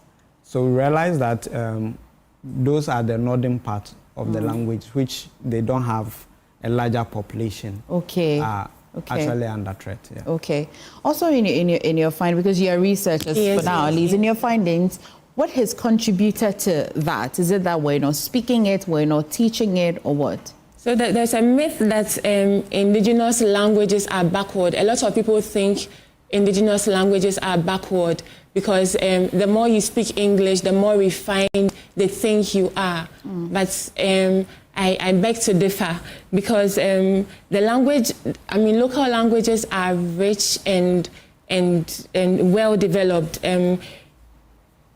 Okay, so for example, artists, musicians now like to imbibe the local languages in their raps and in their songs. Why is it that? Why is that? Even though they are young people, they want to put the country on the map by letting people know the local languages we have. English is also someone else's local language. So why do we take it so serious and abandon ours? Okay. In the north, there's Fancy Gadam, who is doing very well by singing in Dagbani. In the Volta region, we have Enam in Accra, Trigmat, Enam. Yes. Enam. In Accra, we have Shatawale, Chegmatic, they all sing in Ghana. So this is the youth trying to tell our older people that yes, we want to preserve our language, we want to continue your legacy. Okay. What form and shape will this campaign take? How do you intend to achieve this? And especially as you have mentioned the UNESCO target as well, how does your project then sit under this, and what form and shape will the campaign take? Okay, so currently what we are doing is we are interacting with educational institutions, that is junior high schools and senior high schools. We're also trying to work with the Ministry of Tourism and then the Library Authority. So we are trying to raise the awareness why we need to speak our indigenous languages. Tell me how the Ministry of Tourism comes in. Okay, so as part of their programs, we are working with them so that we use our indigenous languages as the main source of language. Okay. Yes. Okay. So what, for example, a tour guide would be guiding people? A tour guide can speak the local dialects with... And the tourist is not... Unless if they are foreign, then we can speak the English, yes. Okay. Mariam, you want to add and even if the tourist is not Ghanaian, there's nothing wrong with adding a touch of a local language for the foreigner to take back to their homes. Because at the airports, we know not everybody at the airports who uses the airport is Ghanaian. Sure. Yet you see Obake boldly written there. So as a tour guide, yes, you tell your tourists about whatever they are seeing at the moment, but you leave them with something Ghanaian, like Nye Waladon, and then they go back to their countries and they pass it on. How does the Ministry of Education come into this? Would you like this to turn into policy? Yes. So currently, I think they have a policy with IC, where they instructing in local Ghanaian languages. Yes. Yeah. And then they are asking the educational institutions to start training the kids with their local language. And then we have realized that when you start instructing children in their languages which they speak at home, they tend to perform better. That is academic performance. Okay. So yes, we are working with the Ministry of Education to raise that momentum. Okay. I mean, Mariam, finally, what would you like to add? Finally, I leave us with our tagline: indigenous languages, speak it, preserve it, and pass it on. Okay, speak it, preserve it, and pass it on. The passing it on will be parents, teachers as well, trying to engage. Exactly. Okay, I should be saying thank you to my father because I speak all the 3 types of Ebe. Wow. Speak Fanti, speak Ga, speak Ekapim. I speak Guan as well. Wow. I speak Nti. Wow. Yeah, so I'm glad that I can have this conversation with you. Well, I know that my colleague as well likes to speak Ahanta fluently, but ladies and gentlemen, your group, how many members are you in a group? We are 8. You're 8. Yes. You want to send us some shout outs quickly? Yes. Thank you, Josephine. Thank you, Gertrude, Mr. Zanu, Ramla, Laurentia, Mr. Maktete, and myself. Thank you for the good work. Say it in your Ebe. Oh, all right, thank you so much, ladies and gentlemen. I wish you all the best on this project. Thank you for having us. Please stay. There's another important conversation I'd like to have with you, so stay.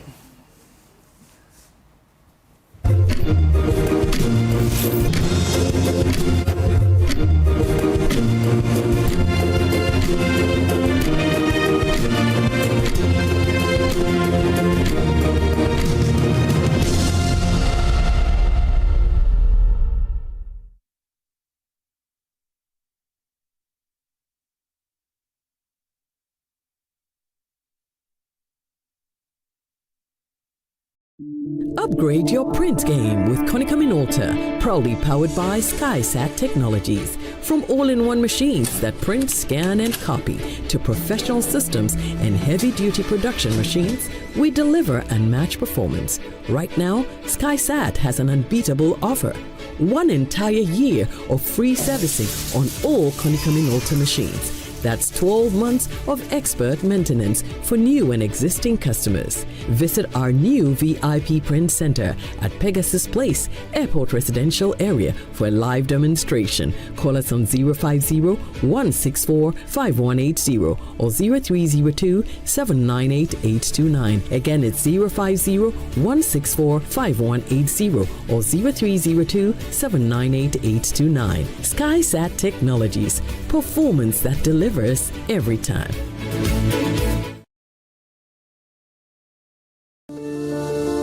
Palladium Residences in Achimota isn't just an address, it's the home you truly earned. Secure your place with just a 10% deposit and choose from beautifully designed modern apartments or spacious townhouses built for everyday comfort. This is more than a building. It's a vibrant, curated community with a clubhouse, state-of-the-art gym, and an on-site hotel, all at ABC Junction, minutes from Achimota Mall. Enjoy city energy while retreating to your private sanctuary. Call now to reserve your unit and benefit from limited launch incentives, including priority unit selection, executive pricing, and flexible payment options available. Don't miss the chance to pick the best homes. Book your private site visit today. Call 050-9823-424. Palladium Residences. Live smart, invest better. Welcome to Sulas Enterprise, the shop that deals in industrial machinery such as generators, rice millers, water pumps, compressors, and mowers. From the smallest to the largest capacity, at Sulas Enterprise, we give you nothing but the best from the best brands such as Honda and Perkins. When it comes to our generators, we also sell mowers coming from brands like Honda, Briggs and Straton, and Oleoma. And when it comes to our water pumps, we offer you brands like Lily, Prudin, and Pedrolo water pumps. We also sell rice millers for all capacities. We are located at Spintex Kakalika Plaza. Also, find our various locations as displayed on screen, or call us on the following numbers: 0243-839-463 or 0554-154-416 or 0240-541-493. Sulas Enterprise, where quality meets affordability. This strategy will lead. Oh no, not again. Say, relax. The generator will come on now. The generator is not working. Why stress yourself when the experts are just one top away?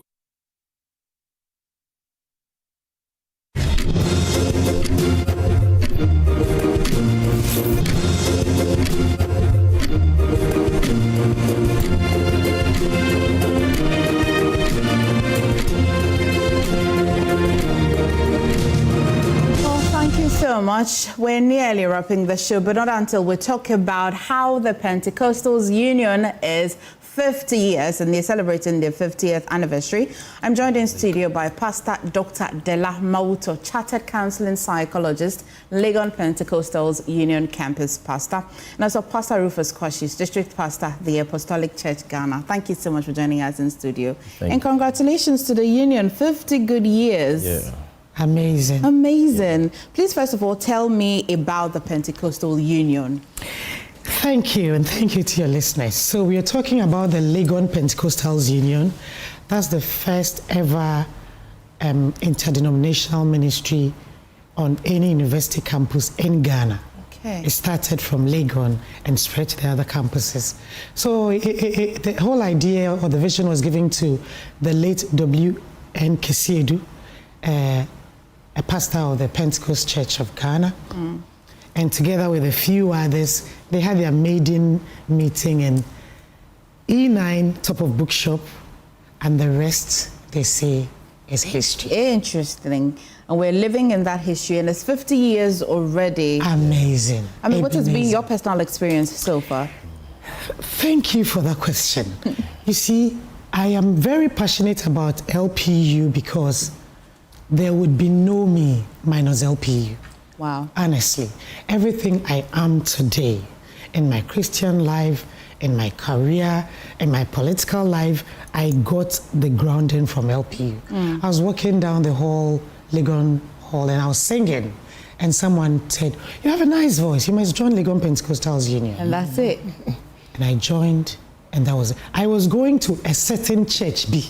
But I wasn't told about Jesus. And so everything I know about God, about being a child of God, being a Christian, entering the marketplace, I owe it to Legon Pentecostal. That's really nice. Pastor Kwashi, what can you tell me about the union as well? Well, similarly, LPU is a place where you'll be mentored, a place where very determined and well-meaning Christians would come together.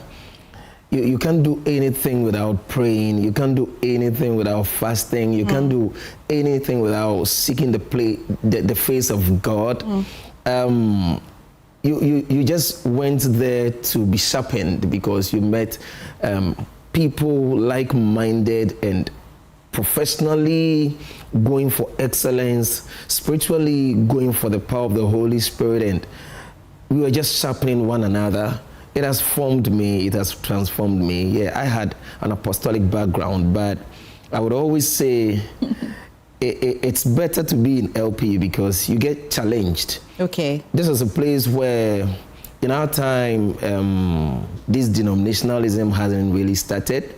So you have apostolic, Pentecost, Lighthouse, Action Chapel, all of us coming together. Yeah. And so before you take a decision, you are getting ideas from several backgrounds.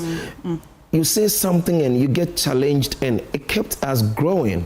Yeah, it kept us growing, and I thank God for what LPU has done to me. Yeah. I thank God for the transformation. Unfortunately, just because of my time, I'm just going to be quick with this. But, Doc, can you just run me through the program? I see that you've started already, on the 18th. Yes. You tell me about the theme this year, LPU's theme this year for the 50th anniversary and what you're doing. Yes. So the theme is LPU at 50, rebuilding with purpose, soaring like eagles, and advancing the vision. That's big. Yes. And so we started with a philanthropic donation to the Legon Hospital. We had power service yesterday. And then on Saturday, there's going to be an alumni and students networking. Okay. And we are inviting everyone because you have the opportunity to meet seasoned LPU alumni who are in different places to give advice. Okay.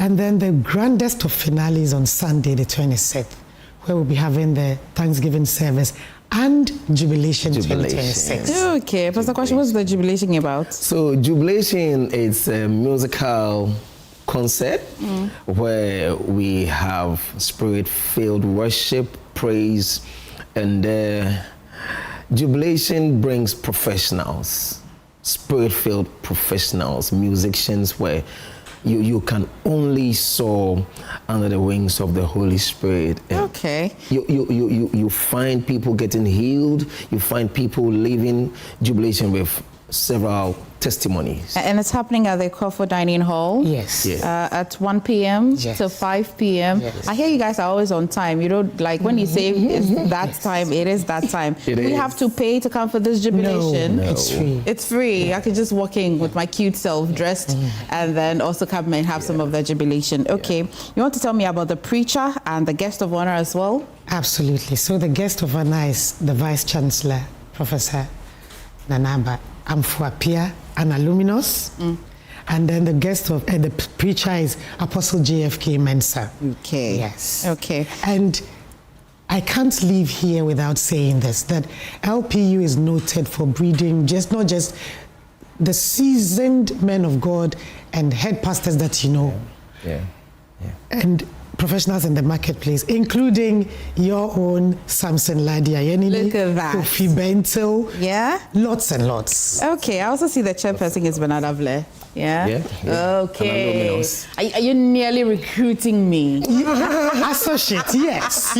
You're more than welcome. I wish you all the best on this Thank 50th you. anniversary and even beyond. Our Pastor Dr. Dela Mauto, chartered counseling psychologist, Legon Pentecostal Union campus pastor. I say so far she's the counselor that was the best smile I've seen so far. And Pastor Rufus Kwashi as well, district pastor at the Apostolic Church of Ghana. Thank you so much for inviting us to your event. Thank you. But so that's a special. We've got a date. You know where to go this weekend and the dates that are coming up. Thank you so much for watching the show.